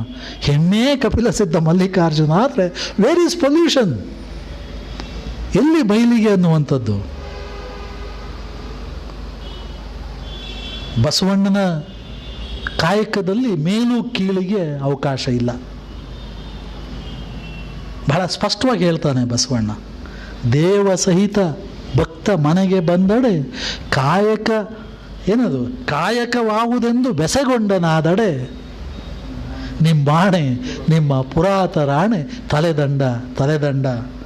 ಕೂಡಲ ಸಂಗಮ ದೇವ ಭಕ್ತರಲ್ಲಿ ಕುಲವನರಿಸಿದರೆ ನಿಮ್ಮ ರಾಣಿ ವಾಸದಾಣೆ ಅಂತೇಳಿ. ಕಾಯಕದಲ್ಲಿ ಮೇಲು ಕೀಳು, ಶುದ್ಧ ಅಶುದ್ಧ, ಡೀಸೆಂಟ್ ಜಾಬ್ ಇಂಡೀಸೆಂಟ್ ಇಲ್ಲ, ಆ ಥರದ ಸಂಗತಿ ಇಲ್ಲ. ಅಮ್ಮಿದೇವಯ್ಯ ಹೇಳ್ತಾನೆ, ಆವಾವ ಜಾತಿ ಗೋತ್ರದಲ್ಲಿ ಬಂದಡೂ, ಯಾವುದೇ ಜಾತಿ ಇರಲಿ, ತಮ್ಮ ಕಾಯಕಕ್ಕೆ ಭಕ್ತಿಗೆ ಸೂತಕವಿಲ್ಲದಿರಬೇಕು. ಯಾವ ಕಾಯಕದಲ್ಲಿದ್ದರೂ ಕೂಡ ಅದು ಸ್ಪರ್ಶ ಅನ್ನೋ ಸಂಗತಿಯಲ್ಲ. ಆವಾವ ವ್ರತವ ಹಿಡಿದಡು ಇದಿರ ದಾಕ್ಷಿಣ್ಯವ ಮರೆದು ತನ್ನ ತ್ರಿಕರಣ ಶುದ್ಧವಾಗಿ ನಡೆಯಬೇಕು. ಕಾಯ ವಾಚ ಮನಸ ತ್ರಿಕರಣ ಶುದ್ಧವಾಗಿ ನಡೆಯಬೇಕು. ಹಾಗೆ ನಡೆದರೆ ಕಮಲೇಶ್ವರ ಲಿಂಗವು ತಾನೇ ಎಂದು ಭಾವಿಸುವೆನು. ಕಮಲೇಶ್ವರ ಲಿಂಗವೇ ಕಾಯಕ. ಹಾಗಂತ ಎರಡನ್ನೂ ಕೂಡ ಸಮೀಕರಿಸಿಬಿಡುವಂಥದ್ದನ್ನು ಕಾಣಬಹುದು. ಆರಂಭದಿಂದ ನಾನು ಹೇಳ್ತಾ ಇದ್ದೇನೆ, ಕಾಯಕ ತತ್ವ ಅನ್ನುವಂಥ ಜಾಗತಿಕ ಮಹತ್ವವುಳ್ಳ ಒಂದು ಸಿದ್ಧಾಂತ, ಸಿವಿಲೈಸೇಷನ್ ಡೈಮೆನ್ಷನ್ ಇರುವ ಒಂದು ಸಿದ್ಧಾಂತ. ಕಾಯಕ ಅಂದರೆ ಉದ್ಯೋಗ, ಶರೀರ ಶ್ರಮ ಅಷ್ಟೇ ಅಲ್ಲ.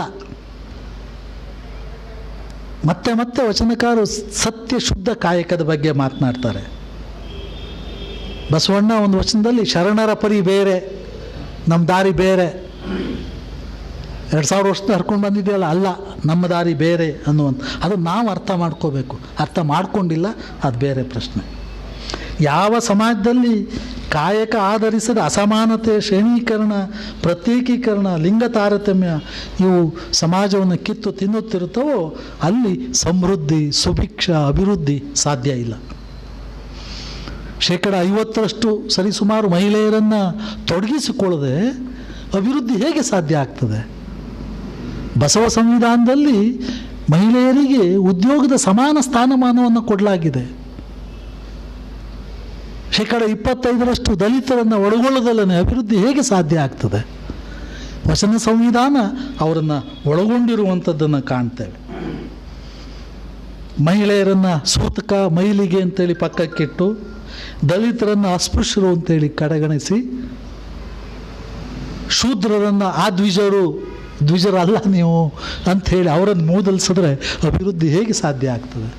ಹೀಗೆ ಎಕ್ಸ್ಕ್ಲೂಡ್ ಮಾಡ್ತಾ ಹೋದರೆ ಡೆವಲಪ್ಮೆಂಟ್ ಹೇಗೆ ಸಾಧ್ಯ ಆಗ್ತದೆ? ಅವರೆಲ್ಲರನ್ನೂ ತಾರತಮ್ಯ ರಹಿತವಾಗಿ ಒಳಗೊಳ್ಳಬೇಕು. ಆಗ ಅಭಿವೃದ್ಧಿ, ಸಮೃದ್ಧಿ ಸಾಧ್ಯ ಆಗ್ತದೆ. ಹಾಗಾಗಿಯೇ ಬಸವಣ್ಣ ತನ್ನನ್ನು ತಾನು ಯಾರ ಜೊತೆ ಸಮೀಕರಿಸ್ಕೊಳ್ತಾನೆ? ಯಾರ ಜೊತೆ ತನ್ನನ್ನು ಕಂಡುಕೊಳ್ಳಲಿಕ್ಕೆ ಪ್ರಯತ್ನ ಪಡ್ತಾನೆ? ಅಪ್ಪನು ನಮ್ಮ ಮಾದಾರ ಚೆನ್ನಯ್ಯ, ಬೊಪ್ಪನು ನಮ್ಮ ಮಾದಾರ ಚೆನ್ನಯ್ಯ, ಡೋಹರ ಕಕ್ಕಯ್ಯ ಅಂತ ಹೇಳ್ಕೊಳ್ತಾ ಎನ್ನ ನಿಯತ ಕರೀರಿ, ದಿಸ್ ಈಸ್ ಮೈ ಫಿಲಾಸಫಿ. ಯಾಕೆ ನಿಮ್ಗೆ ಅರ್ಥ ಆಗ್ತಾ ಇಲ್ಲ? ಅವ್ರ ಜೊತೆ ನಮ್ಮನ್ನು ಜೋಡಿಸ್ಕೋಬೇಕು ಅಂತ. ಯಾರಿಗೆ ಸಮಾಜದಲ್ಲಿ ಮಾರ್ಜಿನಲೈಸ್ ಆಗಿದ್ದಾರೋ, ಶೋಷಣೆಗೆ ಒಳಗಾಗಿದ್ದಾರೋ, ಹಸಿವು ಬಡತನದಿಂದ ಇದ್ದಾರೆ, ಅವ್ರ ಜೊತೆ ಬಸವಣ್ಣ ತನ್ನನ್ನು ತಾನು ಸಮೀಕರಿಸ್ಕೊಳ್ತಾನೆ.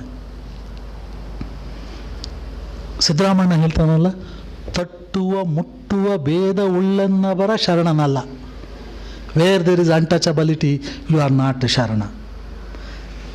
ನೆಲವೊಂದೇ ಹೊಲಗೇರಿ ಶಿವಾಲಯಕ್ಕೆ ಬಸವಣ್ಣ ಹೇಳುವಂಥದ್ದು. ಡೋರ ಕಕ್ಕಯ್ಯ ಹೇಳ್ತಾರಲ್ಲ, ಕೈ ಮುಟ್ಟಲಾಗದಿದ್ದರೆ ಮನ ಮುಟ್ಟಲಾಗದೆ. ಇದು ಬಸವ ಸಂವಿಧಾನದ ಮಿತಿಯನ್ನು ಹೇಳ್ತಾ ಇರೋದದು. ಕೈನಲ್ಲಿ ಮುಟ್ಟಕ್ಕೂ ಕೂಡ ನೀವು ಬಿಡ್ತಾ ಇಲ್ಲ. ಆಯಿತು, ದೇವರನ್ನು ಮುಟ್ಲಿಕ್ಕೆ ಆಗದಿದ್ರೆ ಇಲ್ಲ, ಮನಸ್ಸಿನಲ್ಲಿ ನಾನು ದೇವರನ್ನು ಮುಟ್ಬೋದಲ್ಲ. ಹೂ ಕ್ಯಾನ್ ಪ್ರಿವೆಂಟ್ ಮೀ ಅಂತ ಇವೆಲ್ಲ ಏನನ್ನು ಹೇಳ್ತಿದೆ ಅಂದರೆ ಎಲ್ಲರನ್ನೂ ಒಳಗೊಳ್ಳುವ ಮೌಲ್ಯದ ಬಗ್ಗೆ ವಚನಕಾರರು ಮಾತನಾಡ್ತಿದ್ದಾರೆ ಅಂತ. ಹಾಗಾಗಿ ಈ ಅಸಮಾನತೆ ಅನ್ನುವಂಥದ್ದು, ಡಿವಿಷನ್ ಅನ್ನುವಂಥದ್ದನ್ನು ವಚನಕಾರರು ಒಪ್ಕೊಳ್ಳಿಲ್ಲ. ಅದಕ್ಕೆ ಬೊಂತಾದೇವಿ ಹೇಳ್ತಾಳೆ, ಊರ ಹೊರಗಿನ ಬಯಲು ಊಳ ಒಳಗಿನ ಬಯಲೆಂದುಂಟೆ, ಊರ ಒಳಗಿನ ಬಯಲು ಊರ ಹೊರಗಿನ ಬಯಲೆಂದುಂಟೆ, ಊರೊಳಗೆ ಬ್ರಾಹ್ಮಣ ಬಯಲು ಊರ ಹೊರಗೆ ಹೊಲೆ ಬಯಲೆಂದುಂಟೆ, ಎಲ್ಲಿ ನೋಡಿದಡೆ ಬಯಲೊಂದೇ, ಎರಡಿಲ್ಲ, ಎಲ್ಲವೂ ಕೂಡ ಒಂದೇ. ಇವೆಲ್ಲವೂ ಕೂಡ ಸಮಾನತೆಯ ಮೌಲ್ಯವನ್ನು ಬೇರೆ ಬೇರೆ ಆಯಾಮಗಳಲ್ಲಿ ವಚನಕಾರರು ಪ್ರತಿಪಾದಿಸಿರುವಂಥದ್ದನ್ನು ಕಾಣ್ಬೋದು. ಆ ರೀತಿ ಬೇರೆ ಬೇರೆ ಅಂತ ಇರೋದಿಲ್ಲ ಹಾಗೆ ಅಂತ. ಸೊ ಹಾಗಾಗಿ ಬೆವರು, ಕಣ್ಣೀರು, ರಕ್ತ ಹರಿಸೋದನ್ನು ಕಾಯಕಗಳು ಬಯಸ್ತವೆ. ಕಾಯಕ ಅನ್ನುವಂಥದ್ದು ಬಸವಣ್ಣ ಹೇಳಿದಾಗೆ ಹಾಲು, ಹಾಲಿನ ಕೆನೆ, ಬೆಲ್ಲ, ಬೆಣ್ಣೆ ಇವುಗಳಿಗೆ ಸಂಬಂಧಪಟ್ಟಿದ್ದಲ್ಲ. ಕಾಯಕ ಅನ್ನುವಂಥದ್ದು ಅಂಬಲಿಗೆ ಸಂಬಂಧಪಟ್ಟಿದ್ದು, ಮಾದಾರ ಚೆನ್ನಯ್ಯನಿಗೆ ಸಂಬಂಧಪಟ್ಟಿದ್ದು. Ambali and Madara Chennayya go together, but Madara Chennayya and Vedas are incompatible. Basavanna ಹೇಳ್ತಾನಲ್ಲ, ವೇದ ನಡುನಡುಗಿತ್ತು. ಯಾಕೆ? ನಮ್ಮ ಕೂಡಲ ಸಂಗಮ ದೇವರು ಮಾದಾರ ಚೆನ್ನಯ್ಯನ ಮನೆಯಲ್ಲುಂಡ ಕಾರಣ ವೇದ ನಡುನಡುಗಿತ್ತು. They are incompatible. ಅವ್ರು ಒಪ್ಕೊಳ್ಳೋದಿಲ್ಲ, ವೇದಗಳು ಒಪ್ಕೊಳ್ಳೋದಿಲ್ಲ ಮಾದಾರ ಚೆನ್ನಯ್ಯನನ್ನು. ಅದಕ್ಕೆ ನಡುಗ್ತಾ ಇದೆ. ಯಾಕೆ ನಡುಗ್ತಾ ಇದೆ? ಕೂಡಲ ಸಂಗಮ ದೇವರು ಮಾದಾರ ಚೆನ್ನಯ್ಯನ ಮನೆಯಲ್ಲಿ ಅಂಬಲಿ ಉಣ್ಲಿಕ್ಕೆ ಹೋಗಿದ್ದಾನೆ. ಸೊ ಅಂಬಲಿ ಅನ್ನೋದು ಕೇವಲ ಖಾದ್ಯ ಪದಾರ್ಥ ಅಷ್ಟೇ ಅಲ್ಲ, ಅದು ದುಡಿಮೆಯ, ಬೆವರಿನ ಸಂಕೇತ, ಸೂಚಿ. ಅದೊಂದು ಮೆಟಾಫರ್. ಸೊ ಅಂಬಲಿ ಈಸ್ ದ ಮೋಸ್ಟ್ ಪ್ರಿಫರ್ಡ್ ಪ್ರಸಾದ ಬೈ ಕೂಡಲ ಸಂಗಮ ದೇವ. ಅಂಬಲಿ ಮತ್ತು ಮಾದಾರ ಚೆನ್ನಯ್ಯನಿಗೆ ಬಸವಣ್ಣ ಎಷ್ಟು ಗೌರವ ಕೊಡ್ತಾನೆ ಅಂತ ಹೇಳಿದ್ರೆ, ನಡೆ ಚೆನ್ನ, ನುಡಿ ಚೆನ್ನ, ಎಲ್ಲಿ ನೋಡಿದಡ ಅಲ್ಲಿ ಚೆನ್ನ, ಪುರಾತರೊಳಗೆ ಚೆನ್ನ, ಪ್ರಮತರೊಳಗೆ ಚೆನ್ನ. ಚೆನ್ನ ಅನ್ನೋದನ್ನು ಎರಡು ಅರ್ಥದಲ್ಲಿ ಬಳಸ್ತಿದ್ದಾನೆ ಬಸವಣ್ಣ. ಚೆನ್ನಯ್ಯ ಅನ್ನೋ ಹೆಸರಿನಲ್ಲಿ ಚೆನ್ನ, ಗುಡ್ ಅನ್ನೋ ಅರ್ಥದಲ್ಲಿ. ನಡೆ ಚೆನ್ನ, ನುಡಿ ಚೆನ್ನ, ಎಲ್ಲಿ ನೋಡಿದಡ ಅಲ್ಲಿ ಚೆನ್ನ, ಪ್ರಮತರೊಳಗೆ ಚೆನ್ನ, ಪುರಾತರೊಳಗೆ ಚೆನ್ನ, ಸವಿದು ನೋಡಿ ಅಂಬಲಿ ರುಚಿಯಾಯಿತೆಂದು ಕೂಡಲ ಸಂಗಮ ದೇವರಿಗೆ ಬೇಕೆಂದು ಕೈ ತೆಗೆದ ನಮ್ಮ ಚೆನ್ನ. ಹೀಗೆ ಹೇಳ್ತಾ ಹೋಗ್ಬೋದು. ಇಲ್ಲಿಗೆ ನಿಲ್ಲಿಸ್ತೇನೆ. ಈ ಕೆಲವು ನನ್ನ ವಿಚಾರಗಳನ್ನು ಹಂಚಿಕೊಳ್ಳಿಕ್ಕೆ ಅವಕಾಶ ಮಾಡಿಕೊಟ್ಟಂಥ ಬಸವ ಸಮಿತಿ, ನಮ್ಮ ಬಾವಿಕಟ್ಟಿಯವರು ಮತ್ತು ಹಿರಿಯರಾದಂಥ ಶರಣರಾದಂಥ ಬಸವನಿಷ್ಠರಾದಂಥ ಅರವಿಂದ್ ಜತ್ತಿಯವರಿಗೆ, ತಮ್ಮೆಲ್ಲರಿಗೆ, ಆನ್ಲೈನ್ನಲ್ಲಿ ಕೇಳಿಸಿಕೊಂಡಂಥ ಎಲ್ಲ ಶ್ರೋತೃವರ್ಗಕ್ಕೆ ಶರಣಾರ್ಥಿಗಳು.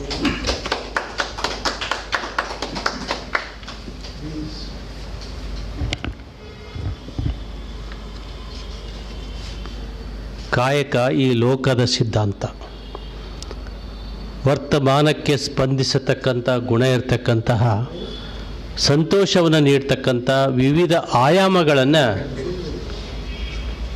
ಕಾಯಕ ಅನ್ನುವ ಅರ್ಥದಲ್ಲಿ ಸಮೀಕರಿಸಿರ್ತಕ್ಕಂಥ ಡಾಕ್ಟರ್ ಚಂದ್ರಶೇಖರ್ ಅವರಿಗೆ ಅತ್ಯಂತ ಧನ್ಯವಾದಗಳು. ನೋಡಿ, ಈಗಾಗಲೇ ಈ ನಮ್ಮ ವೀಕ್ಷಕರ ಸಂಖ್ಯೆ 5,000 ದಾಟಿದೆ. ಅವರಿಗೆ ಈ ಸಂದರ್ಭದಲ್ಲಿ ಅಭಿನಂದನೆಗಳನ್ನ ತಿಳಿಸ್ತಾ, ಇವತ್ತಿನ ಈ ಕಾರ್ಯಕ್ರಮದಲ್ಲಿ ನಮ್ಮ ಪಿನಾಕ್ ಪಾನಿ ಅವರು, ಪತ್ತಾರ್ ಅವರು ಕೂಡ ಭಾಗಿಯಾಗಿದ್ದಾರೆ. ಅವರಿಗೂ ಕೂಡ ಈ ಸಂದರ್ಭದಲ್ಲಿ ನಾನು ಸ್ವಾಗತವನ್ನು ಬಯಸ್ತಾ, ಇವತ್ತಿನ ಈ ಕಾರ್ಯಕ್ರಮದ ಅಧ್ಯಕ್ಷತೆ ವಹಿಸಿರ್ತಕ್ಕಂಥ ನಮ್ಮ ಜಂಟಿ ಕಾರ್ಯದರ್ಶಿಗಳಾದಂಥ ಎಸ್ ನಾಗರಾಳೆ ಅವರ ಅಧ್ಯಕ್ಷೆ ನುಡಿಗಳು.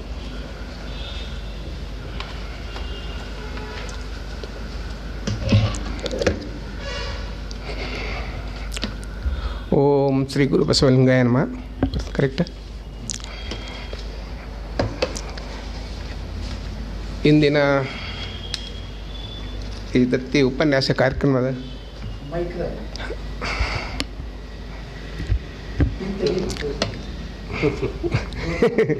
ಮುಖ್ಯತೆ ಉಪನ್ಯಾಸಕರಾಗಿ ಆಗಮಿಸಿದ ಶ್ರೀ ಪ್ರೊಫೆಸರ್ ಚಂದ್ರಶೇಖರ್ ಅವರ ನಮ್ಮ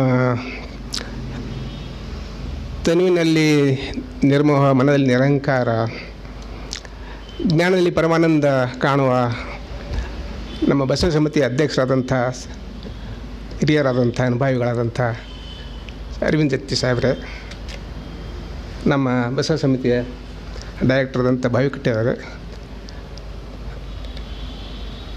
ಬಸವ ಜ್ಯೋತಿ ಬಳಗದ ಅಧ್ಯಕ್ಷರು ಬಂದಿದ್ದಾರೆ, ಭಾಳ ಸಂತೋಷ. ಸನ್ಮಾನ್ಯ ಶ್ರೀ ಪಿನಕ್ಪಾಣಿಯವರೇ, ವಚನ ಜ್ಯೋತಿ ಬಳಗ, ಹಾಗೂ ಇಲ್ಲಿ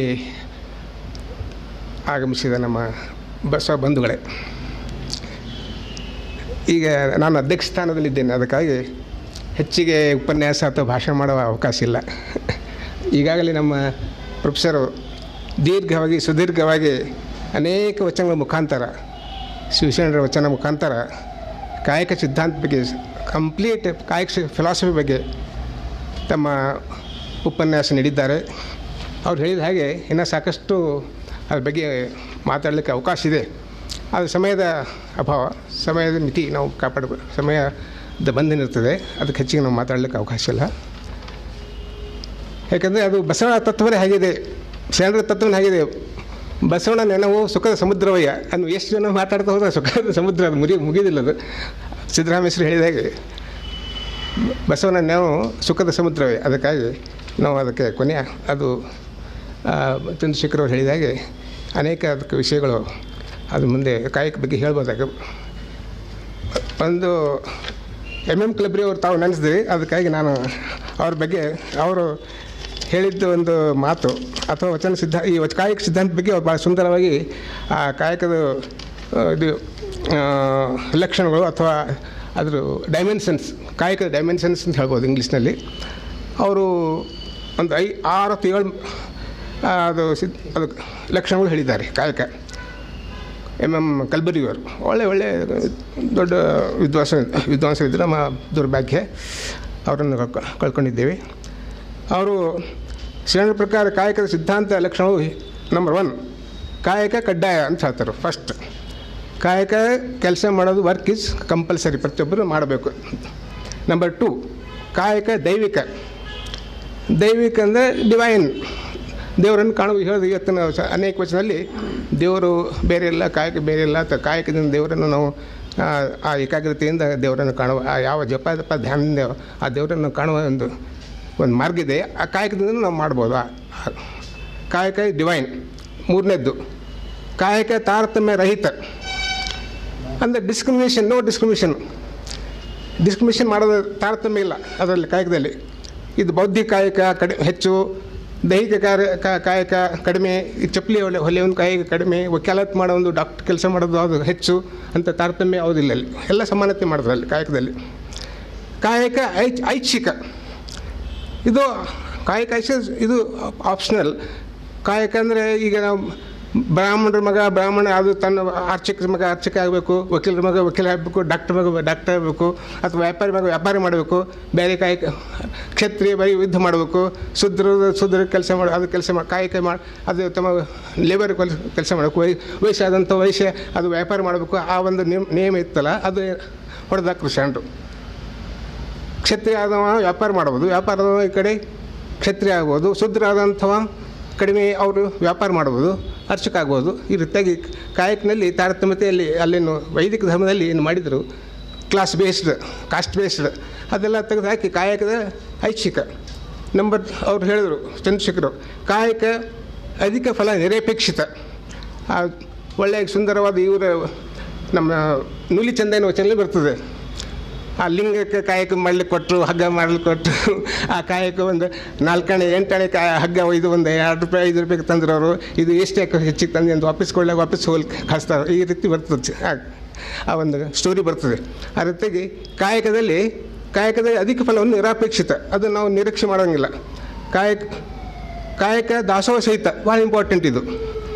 ಕಾಯಕ ದಾಸೋಹ ಇವೆರಡು ಒಂದೇ ನಾಣ್ಯದ 2 ಮುಖ ಅಂತ ಹೇಳ್ಬೋದು ನಾವು. ಕಾಯಕ ದಾಸೋಹ ಇಲ್ಲದೇ ಆ ಕಾಯಕ ಪರಿಪೂರ್ಣ ಆಗೋದಿಲ್ಲ. ಕಾಯಕ ದಾಸೋಹ ಸಹಿತ ಕಾಯಕ ಅದೊಂದು ಸೋಷಿಯಲ್ ಕಮಿಟ್ಮೆಂಟ್. ದಾಸೋಹ ಅಂದರೆ ಕಾಯಕ ಈಸ್ ಪ್ರೊಡಕ್ಷನ್ ಆಫ್ ವೆಲ್ತ್. ಅವ್ರು ಹೇಳಿದಾರೆ ಚಂದ್ರಶೇಖರ್, ಸಂಪತ್ತು ಅದು ನಿರ್ಮಾಣ ಮಾಡ್ತದೆ ಕಾಯಕದಿಂದ. ದಾಸೋಹ ಡಿಸ್ಟ್ರಿಬ್ಯೂಷನ್ ವೆಲ್ತ್. ಆಮೇಲೆ ಪ್ರಸಾದವನ್ನು ನಾವು ಇದರಲ್ಲಿ ಸೇರಿಸ್ಬೇಕು. ಪ್ರಸಾದ ಅಂದರೆ ಏನರ್ಥ? ಪ್ರಸಾದ ಅಂದರೆ ಪ್ರಾಪರ್ ಯುಟಿಲೈಸೇಷನ್ ಆಫ್ ವೆಲ್ತ್, ಅದು ಪ್ರಸಾದ ಅಂತ ನಾವು ಹೇಳ್ಬೋದು. ಪ್ರಸಾದ ಚೆಲ್ಲಬಾರ್ದು, ಸ್ವಲ್ಪ ಹಾಳು ಮಾಡೋದು ಅಂತ ಹೇಳ್ತೀವಿ ನೋಡಿ. ಅದು ಒಂದು ನಮ್ಮ ಬಸವ ಫಿಲಾಸಫಿ ಕೊಟ್ಟಂಥ ಭಾಳ ಮಹತ್ವದಂಥ ಒಂದು ಸಿದ್ಧಾಂತ ಅದು. ಕಾಯಕ, ದಾಸೋಹ, ಪ್ರಸಾದ. ಹೇಗೆ ಗುರುಲಿಂಗ ಜಂಗಮ ಹೇಗೆ ತ್ರಿರತ್ನಗಳದಾವ, ಈ ರೀತಿ 3 ಕಾಯಕ, ದಾಸೋಹ ಮತ್ತು ಪ್ರಸಾದ. Production of wealth, distribution of wealth and proper utilisation wealth, ಈ 3 ಕಾಯಕ ದಾಸೋಹ ಸಹಿತ. ಆಮೇಲೆ 7ನೇದು ಕಾಯಕ ಸತ್ಯವಾಗಿರಬೇಕು, ಶುದ್ಧವಾಗಿರಬೇಕು. ಈ ರೀತಿಯಾಗಿ ಎಂ ಕಲಬುರ್ಗಿಯವರು ತಮ್ಮ ಇದರಲ್ಲಿ ಅಭಿಪ್ರಾಯಪಟ್ಟಿದ್ದಾರೆ ಕಾಯಕದ ಒಂದು ಲಕ್ಷಣಗಳು. ಮುಂದೆ ಅದೇ ಹೇಳ್ತಾರೆ ಅವರು ಕಲಬುರ್ಗಿಯವರು, ಶ್ರಮ ನನಗೆ, ಶ್ರಮದ ಫಲ ನಮಗೆ. ಶ್ರಮ ನಾನು ಮಾಡಬೇಕು, ಶ್ರಮದ ಫಲ ನಮಗೆ, ಅದು ಸಮಾಜಕ್ಕೆ ಎನ್ನುವುದೇ ಕಾಯಕ ದಾಸೋಹದ ಸೂತ್ರವಾಗಿದೆ ಅಂತ ಹೇಳ್ತಾರೆ ಅವರು. ಗಾಂಧೀಜಿಯವ್ರ ಮಾತು ಅವರು ಕಲಬುರ್ಗಿಯವರನ್ನು ರೆಫರ್ ಮಾಡ್ತಾರೆ ವಚನ ಇದರಲ್ಲಿ ತಮ್ಮ ಲೇಖನದಲ್ಲಿ. ಒಂದು ವೇಳೆ ಬುದ್ಧನು ಭೇಟಿಯಾದರೆ ಧ್ಯಾನಾದಿಗಳಿಗಿಂತ ಕೆಲಸದ ಸಂದೇಶವನ್ನೇ ಹೆಚ್ಚು ಕೊಡಬೇಕಾಗಿತ್ತು ನಾನು ಕೇಳ್ತೀನಿ ಅಂತ ಹೇಳ್ತಾರೆ ಗಾಂಧೀಜಿಯವರು. ಒಂದು ವೇಳೆ ಬುದ್ಧನು ಭೇಟಿಯಾಗಿದ್ದರೆ ಧ್ಯಾನಾದಿಗಳಿಗಿಂತ ಕೆಲಸದ ಸಂದೇಶವನ್ನೇ ಹೆಚ್ಚು ಕೊಡಬೇಕಾಗಿತ್ತು ಎಂದು ಅವನನ್ನು ಕೇಳುತ್ತೇನೆ. ಒಂದು ವೇಳೆ ಜ್ಞಾನದೇವರು ಅವರು ಸಹ ಭೇಟಿಯಾದರು, ಇದನ್ನೇ ಕೇಳುತ್ತೇನೆ ಅಂತ ಗಾಂಧೀಜಿ ಹೇಳ್ತಾರೆ ಅಂತ ನೋಡಿ. ಇದರ ಅರ್ಥ ಏನು? ಗಾಂಧೀಜಿ ಸಮೇತ ಅವರು ಸಹ ಈಗ ಕಾಯಕದ ಬಗ್ಗೆ ಎಷ್ಟು ಮಹತ್ವ ಕೊಟ್ಟಿದ್ದರು. ಬಸವಣ್ಣವರು ಪ್ರತಿಪಾದಿಸಿದ ಕಾಯಕ ತತ್ವ ಎಷ್ಟು ಉನ್ನತ ಮಟ್ಟದಲ್ಲಿ ಗಾಂಧೀಜಿಯವರು ನೋಡಿದ್ದಾರೆ ನೋಡಿ. ಬೆಳಗಾವಿ ಅಧಿವೇಶನ 1924 ಬಂದಾಗ ಅದೇ ಹೇಳ್ತಾರೆ ಅವರು ಗಾಂಧೀಜಿಯವರು. ಬಸವಣ್ಣನ ತತ್ವದಲ್ಲಿ ಅನೇಕ ತತ್ವಗಳಲ್ಲಿ ನನಗೆ ಮುಖ್ಯವಾದಂಥ ಕಾಯಕ ತತ್ವ ಮತ್ತು ಅಸ್ಪೃಶ್ಯತೆ ನಿವಾರಣೆ, ಇವು ನನಗೆ ಭಾಳಷ್ಟು ಮುಖ್ಯವಾದಂಥ ತತ್ವ. ಅವು ನಾನು ಭಾಳಷ್ಟು ಹಿಡಿಸಿ, ನೀವು ಬಸವ ಅನುಯಾಯಿಗಳಾದಂಥ ತಾವುಗಳು ಅವ್ರು ಹೇಳ್ತಾರೆ, ಬಸವ ತತ್ವ ನೀನು ಆಚರಣೆಯಲ್ಲಿ ತಂದರೆ ಇಡೀ ಭಾರತ ದೇಶಕ್ಕೆ, ಇಡೀ ಜಗತ್ತನ್ನು ನೀನು ಉದ್ಧಾರ ಮಾಡಬೇಕು ಅಂತ ಹೇಳ್ತಾರೆ. ಇಂಥ ಮಾತು ಗಾಂಧೀಜಿಯವರು ಹೇಳ್ತಾರೆ. ಅದಕ್ಕಾಗಿ ಕಾಯಕದ ಮಹತ್ವ ಎಷ್ಟು ಅನ್ನೋದು ನಮ್ಗೆ ಗೊತ್ತಾಗ್ತದೆ.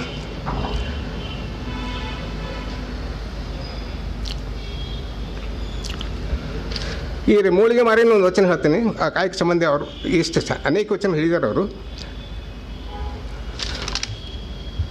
ಭಕ್ತ ತಾ ಮಾಡುವ ಕಾಯಕ ತನಗೆಂದರೆ ಗುರುವಿಗೆ ದೂರ,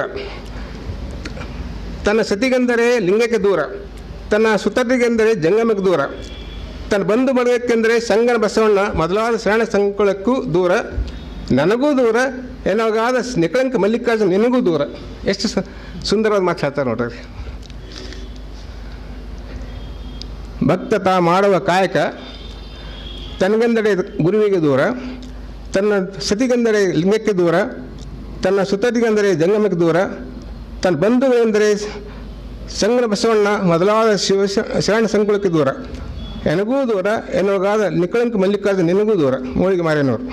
ಇದಕ್ಕಾಗಿ ಕಾಯಕದ ಬಗ್ಗೆ ಅದು ನಮಗೆ ಅದರ ಬಗ್ಗೆ ಅದರ ಮಹತ್ವ ಬಗ್ಗೆ ಅದರ ಗೊತ್ತಾಗ್ತದೆ.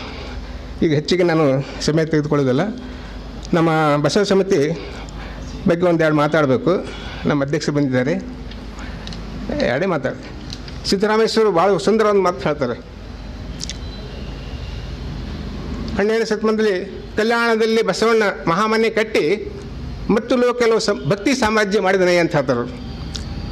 ಕಲ್ಯಾಣದಲ್ಲಿ ಮಹಾಮನೆ ಕಟ್ಟಿ ಭಕ್ತಿ ಸಾಮ್ರಾಜ್ಯ ಮತ್ತು ಕೆಲವು ಭಕ್ತಿ ಸಾಮ್ರಾಜ್ಯ ಮಾಡಿದನೆ ಅಂತ ಹೇಳ್ತಾರೆ. ಆ ರೀತಿ ಇವತ್ತು ನಮ್ಮ ಅರವಿಂದ ಅಣ್ಣ ಜೊತೆಯವರು ಮತ್ತು ಅವರು ಅಣ್ಣ ಅವರು ಹಿರಿಯರಾದಂಥ ಬಿಡ್ಜೆತ್ತಿಯವರು ಬಸವ ಸಮಿತಿಯಲ್ಲಿ ಬೆಂಗಳೂರು ಸ್ಥಾಪಿಸಿ ಇವತ್ತು ಕೆಲವು ಬಸವ ಸಾಮ್ರಾಜ್ಯ ಮಾಡಿದ್ದಾರೆ ಅಂತ ಹೇಳ್ಬೋದು ನಾನು ಅನ್ನಿಸ್ತೇನೆ. ಯಾಕಂದರೆ ಇದು ಈ ಬಸವ ಸಮಿತಿ ಕೇವಲ ಬೆಂಗಳೂರಿಗೆ ಸೀಮಿತವಾಗುವುದಿಲ್ಲ, ಕರ್ನಾಟಕ ಸೀಮಿತಗೊಳ್ಳುವುದಿಲ್ಲ. ಇದು ನಮ್ಮ ದೇಶ ಮಹಾರಾಷ್ಟ್ರ, ಆಂಧ್ರ, ತೆಲಂಗಾಣ, ಕೇರಳ, ತಮಿಳುನಾಡು ಎಲ್ಲ ಭಾಗಕ್ಕೆ ಇವತ್ತು ಬಸವ ಸಮಿತಿ ಜಾಗೃತಿಯಾಗಿದೆ. ಬಸವ ಪ್ರಜ್ಞೆ ಜಾಸ್ತಿ ಸಾಕಷ್ಟು ಅಲ್ಲಿ ಜಾಗೃತಿ ಮೂಡಿದೆ.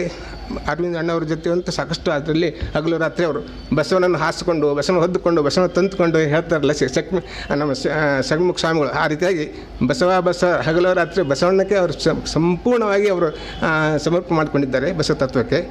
ಬಸವ ಚೈತನ್ಯ ಅವರಲ್ಲಿ ಇವತ್ತು ಕೆಲಸ ಮಾಡ್ತಾಯಿದೆ. ಅದಕ್ಕಾಗಿ ಅವರು ಇವತ್ತು ಬಸವ ತತ್ವ ಇವತ್ತು ಕೇವಲ ಕರ್ನಾಟಕಕ್ಕೆ ಸೀಮಿತ ಮಾಡದೆ ಇಡೀ ವಿಶ್ವಕ್ಕೆ ಇವತ್ತು ಬಸವ ತತ್ವವನ್ನು ಮುಟ್ಟಿಸಬೇಕು, ತತ್ವಗಳು ಮುಟ್ಟಿಸ್ಬೇಕನ್ನೋ ಒಂದು ಸಂಕಲ್ಪ ಅವರಲ್ಲಿ ಮಾಡಿದ್ದಾರೆ.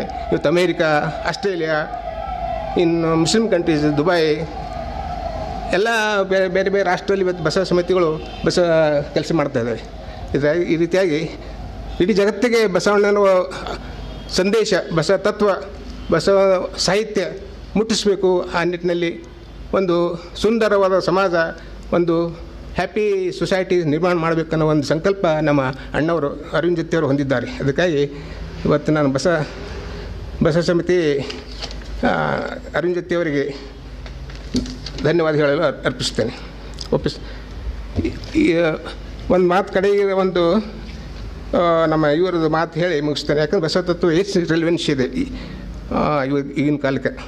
It is more relevant than ಮೊದಲಿನಕ್ಕಿಂತಲೂ ಈಗ ಹೆಚ್ಚಿನ ರೆಲಿವೆನ್ಸ್ ಬಸವದ ಅವಶ್ಯಕತೆ ಇದೆ ಸಮಾಜಕ್ಕೆ, ದೇಶಕ್ಕೆ ಮತ್ತು ರಾಷ್ಟ್ರಕ್ಕೆ ಮತ್ತು ಜಗತ್ತಿಗೆ. P.B. ಗಜೇಂದ್ರಗಡ್ಕರ್ justice P.B. ಗಜೇಂದ್ರಗಡ್ಕರ್ ಅವರು chief justice of supreme court ಇದ್ದರು. ಭಾಳ ದೊಡ್ಡ ವಿದ್ವಾಂಸರು P.B. ಗಜೇಂದ್ರಗಡ್ಕರ್ ಅಂಥೇಳಿ ಸುಪ್ರೀಂ ಕೋರ್ಟ್ ಆಫ್ ಇಂಡಿಯಾದ ಮುಖ್ಯ ನ್ಯಾಯಮೂರ್ತಿಗಳಾಗಿ ರಿಟೈರ್ ಆದರು. ಒಳ್ಳೆಯ ವಿದ್ವಾಂಸರಿದ್ದರು ಅವರು. ಬಸವಣ್ಣನ ಬಗ್ಗೆ ಅತೀವಾದ ಭಕ್ತಿ, ಒಂದು ಅಭಿಮಾನ ಇತ್ತು ಅವರಲ್ಲಿ. ಪ್ರತಿ ವರ್ಷ ಅವರು ಬಸವ ಜಯಂತಿ ದಿವಸ ಒಂದು ಆರ್ಟಿಕಲ್ಸ್ ಬರೀತಾರೆ ಇಂಗ್ಲೀಷ್ನಲ್ಲಿ ಪಬ್ಲಿಷರ್. ಇದು ಒಂದು ಆರ್ಟಿಕಲ್ನಲ್ಲಿ ಒಂದು ಕೊನೆ ಪ್ಯಾರದಲ್ಲಿ 1969ದಾಗ ಬರ್ತಾರೆ ಅವರು. ಅವಾಗಿನಗಿಂತಲೂ ಮತ್ತು ಈಗ ಇದರ ಅವಶ್ಯಕತೆ ಭಾಳ ಇದೆ. ಅವ್ರು ಹೇಳ್ತಾರೆ ನೋಡಿ, ಒಂದು ಪ್ಯಾರಾಗ್ರಾಫ್ ಅಷ್ಟೇ.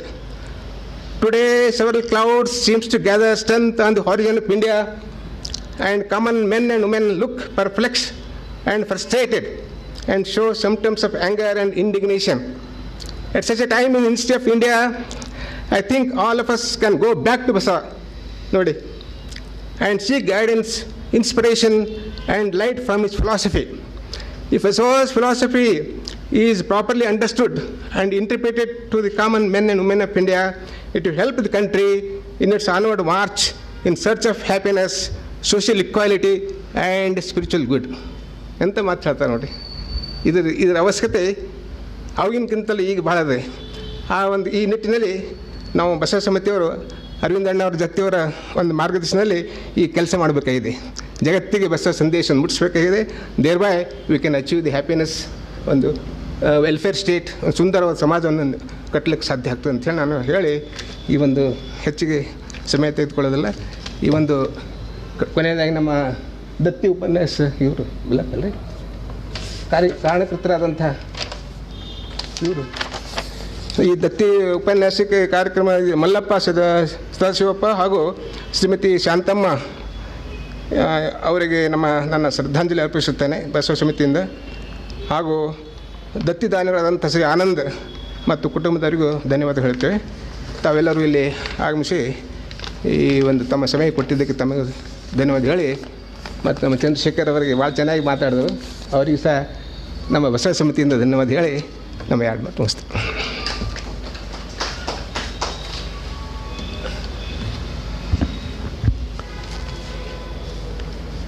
ವಚನಗಳ ಮೂಲಕ ಶರಣರ ಕಾಯಕ ತತ್ವಗಳನ್ನು ವಿವಿಧ ಆಯಾಮಗಳಲ್ಲಿ ಚರ್ಚಿಸಿ ಮಾನ್ಯ ಅಧ್ಯಕ್ಷತೆ ವಹಿಸಿರ್ತಕ್ಕಂಥ ನಾಗರಾಳೆಯವರು ಹಾಗೂ ಇವತ್ತಿನ ಪ್ರಧಾನ ಉಪನ್ಯಾಸಕರಾದಂಥ ಚಂದ್ರಶೇಖರ್ ಅವರು ಬಹಳ ವಿದ್ವತ್ಪೂರ್ಣವಾದ ವಿಚಾರಗಳನ್ನು ನಮ್ಮ ಈ ಆನ್ಲೈನ್ ಅರಿವಿನ ಮನೆ ಕಾರ್ಯಕ್ರಮದಲ್ಲಿ ವ್ಯಕ್ತಪಡಿಸಿದ್ದಾರೆ.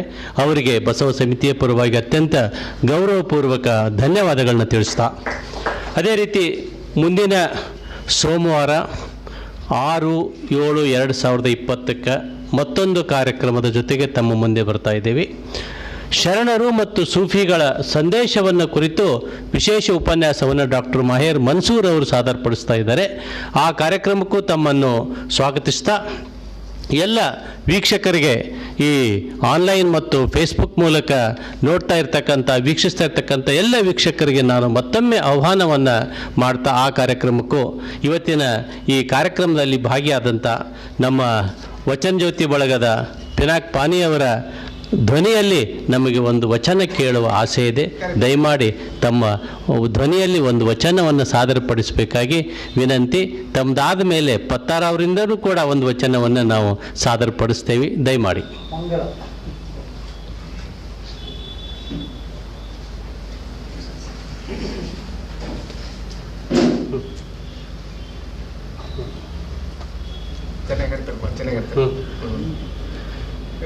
ಎಲ್ಲ ಬಸವ ಬಂಧುಗಳಲ್ಲಿ ಪ್ರಣಾಮಗಳು.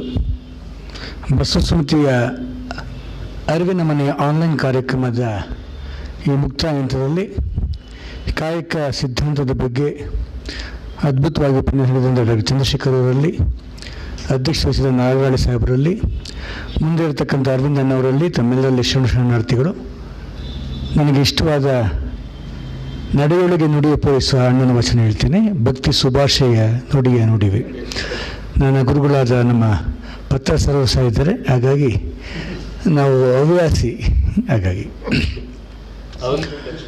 ಭಕ್ತಿ ಸುಭಾಷೆಯ ನುಡಿಯ ನುಡಿಯುವೆ, ನುಡಿದಂತೆ ನಡೆವೆ ನಡೆವೆ, ನುಡಿದಂತೆ ನಡೆವೆ.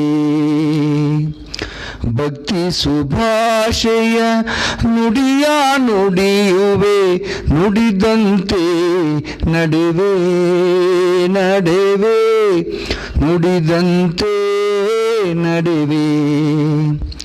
ನಡೆಯೊಳಗೆ ನುಡಿಯ ಪೂರೈಸುವೆ, ನಡೆಯೊಳಗೆ ನುಡಿಯ ಪೂರೈಸುವೆ, ನಡೆಯೊಳಗೆ ನುಡಿಯ ಪೂರೈಸುವೆ, ನಡೆಯೊಳಗೆ ನುಡಿಯ ಪೂರೈಸುವೆ.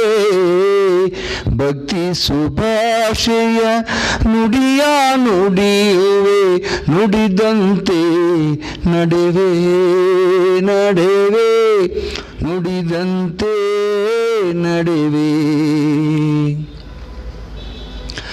ಮೇಲೆ ತೂಗುವ ತ್ರಾಸು ಕಟ್ಟಲೆ ನಿಮ್ಮ ಕೈಯಲ್ಲಿದೆ,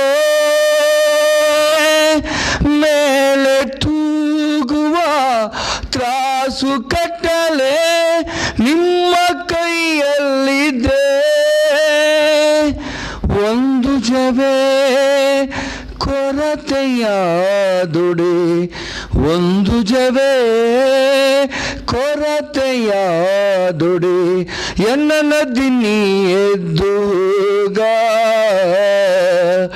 ಎನ್ನ ನದಿನಿ ಎದ್ದುಗ.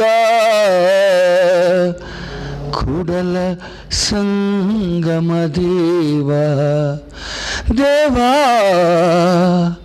ಕೂಡಲ ಸಂಗಮ ದೇವ. ಭಕ್ತಿ ಸುಭಾಷೆಯ ನುಡಿಯ ನುಡಿಯುವೆ, ನುಡಿದಂತೆ ನಡೆವೆ ನಡೆವೆ, ನುಡಿದಂತೆ ನಡೆವೆ. ನಡೆಯೊಳಗೆ ನುಡಿಯ ಪೂರೈಸುವೆ, ನಡೆಯೊಳಗೆ ನುಡಿಯ ಪೂರೈಸುವೆ, ನಡೆಯೊಳಗೆ ನುಡಿಯ ಪೂರೈಸುವೆ, ನಡೆಯೊಳಗೆ ನುಡಿಯ ಪೂರೈಸುವೆ. ಭಕ್ತಿ ಸುಭಾಷೆಯ ನುಡಿಯ ನುಡಿಯುವೆ, ನುಡಿದಂತೆ ನಡೆವೆ ನಡೆವೆ, ನುಡಿದಂತೆ ನಡೆವೆ, ನುಡಿದಂತೆ ನಡೆವೆ, ನುಡಿದಂತೆ ನಡೆವೆ.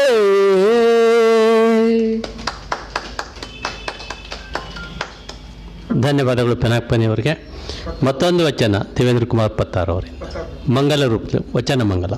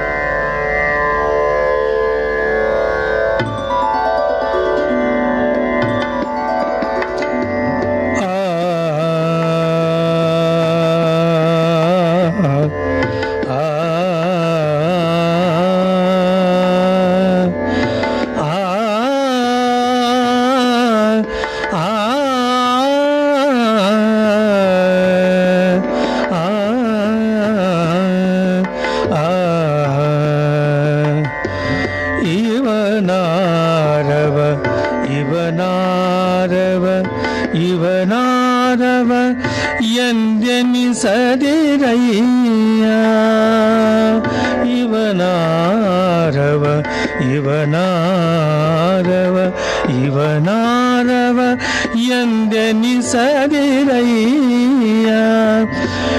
ಇವನಮ್ಮವ ಇವನಮ್ಮವ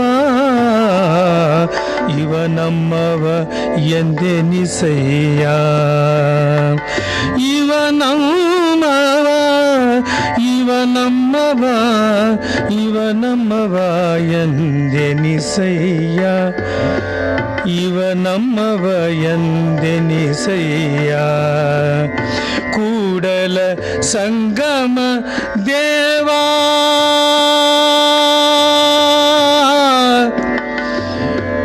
ದೇವಾ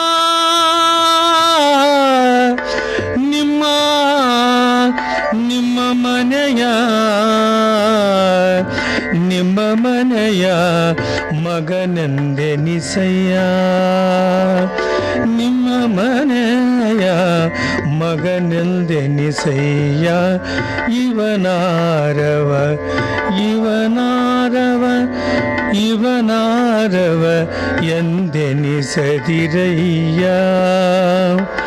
ಇವನಮ್ಮವ ಇವನಮ್ಮವ ಇವನಮ್ಮವ ಎಂದೆನಿಸಯ್ಯ ಇವನಮ್ಮವ ಎಂದೆನಿಸಯ್ಯ ಇವನಮ್ಮವ ಎಂದೆನಿಸಯ್ಯ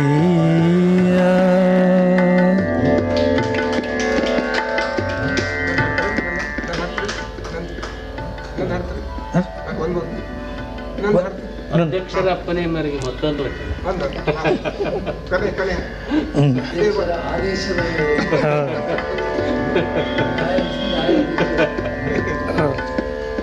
ಸಂತೋಷ ಆನಂದ ಕೊಡೋದ ಕೆಲಸ ಇಷ್ಟು ಮಾತು ಸಂಗೀತ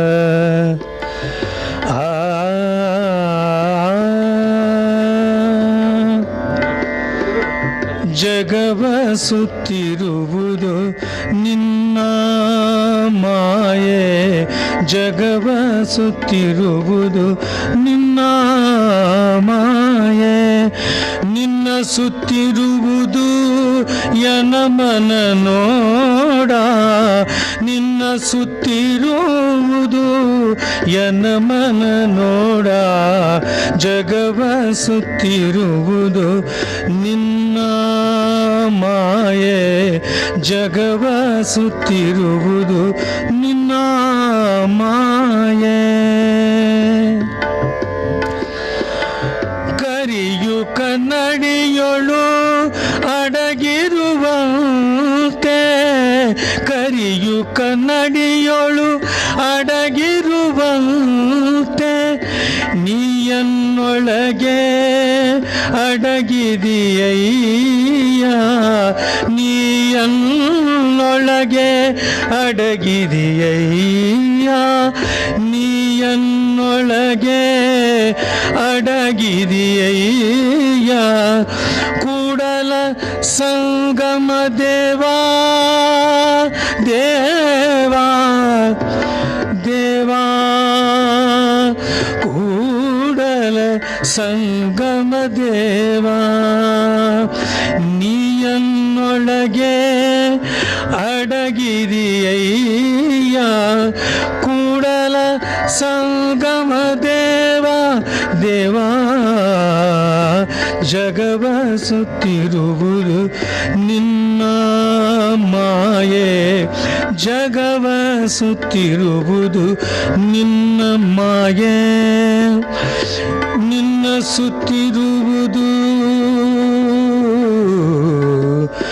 ನಿನ್ನ ಸುತ್ತಿರುವುದು ಎನ್ನ ಮನ ನೋಡ ಎನ್ನ ಮನ ನೋಡ ಎನ್ನ ಮನ ನೋಡ ಜಗವ ಸುತ್ತಿರುವುದು ನಿನ್ನ ಮಾಯೆ ಜಗವ ಸುತ್ತಿರುವುದು ಜಗವ ಸುತ್ತಿರುವುದು ಜಗವ ಸುತ್ತಿರುವುದು ನಿನ್ನ ಮಾಯೆ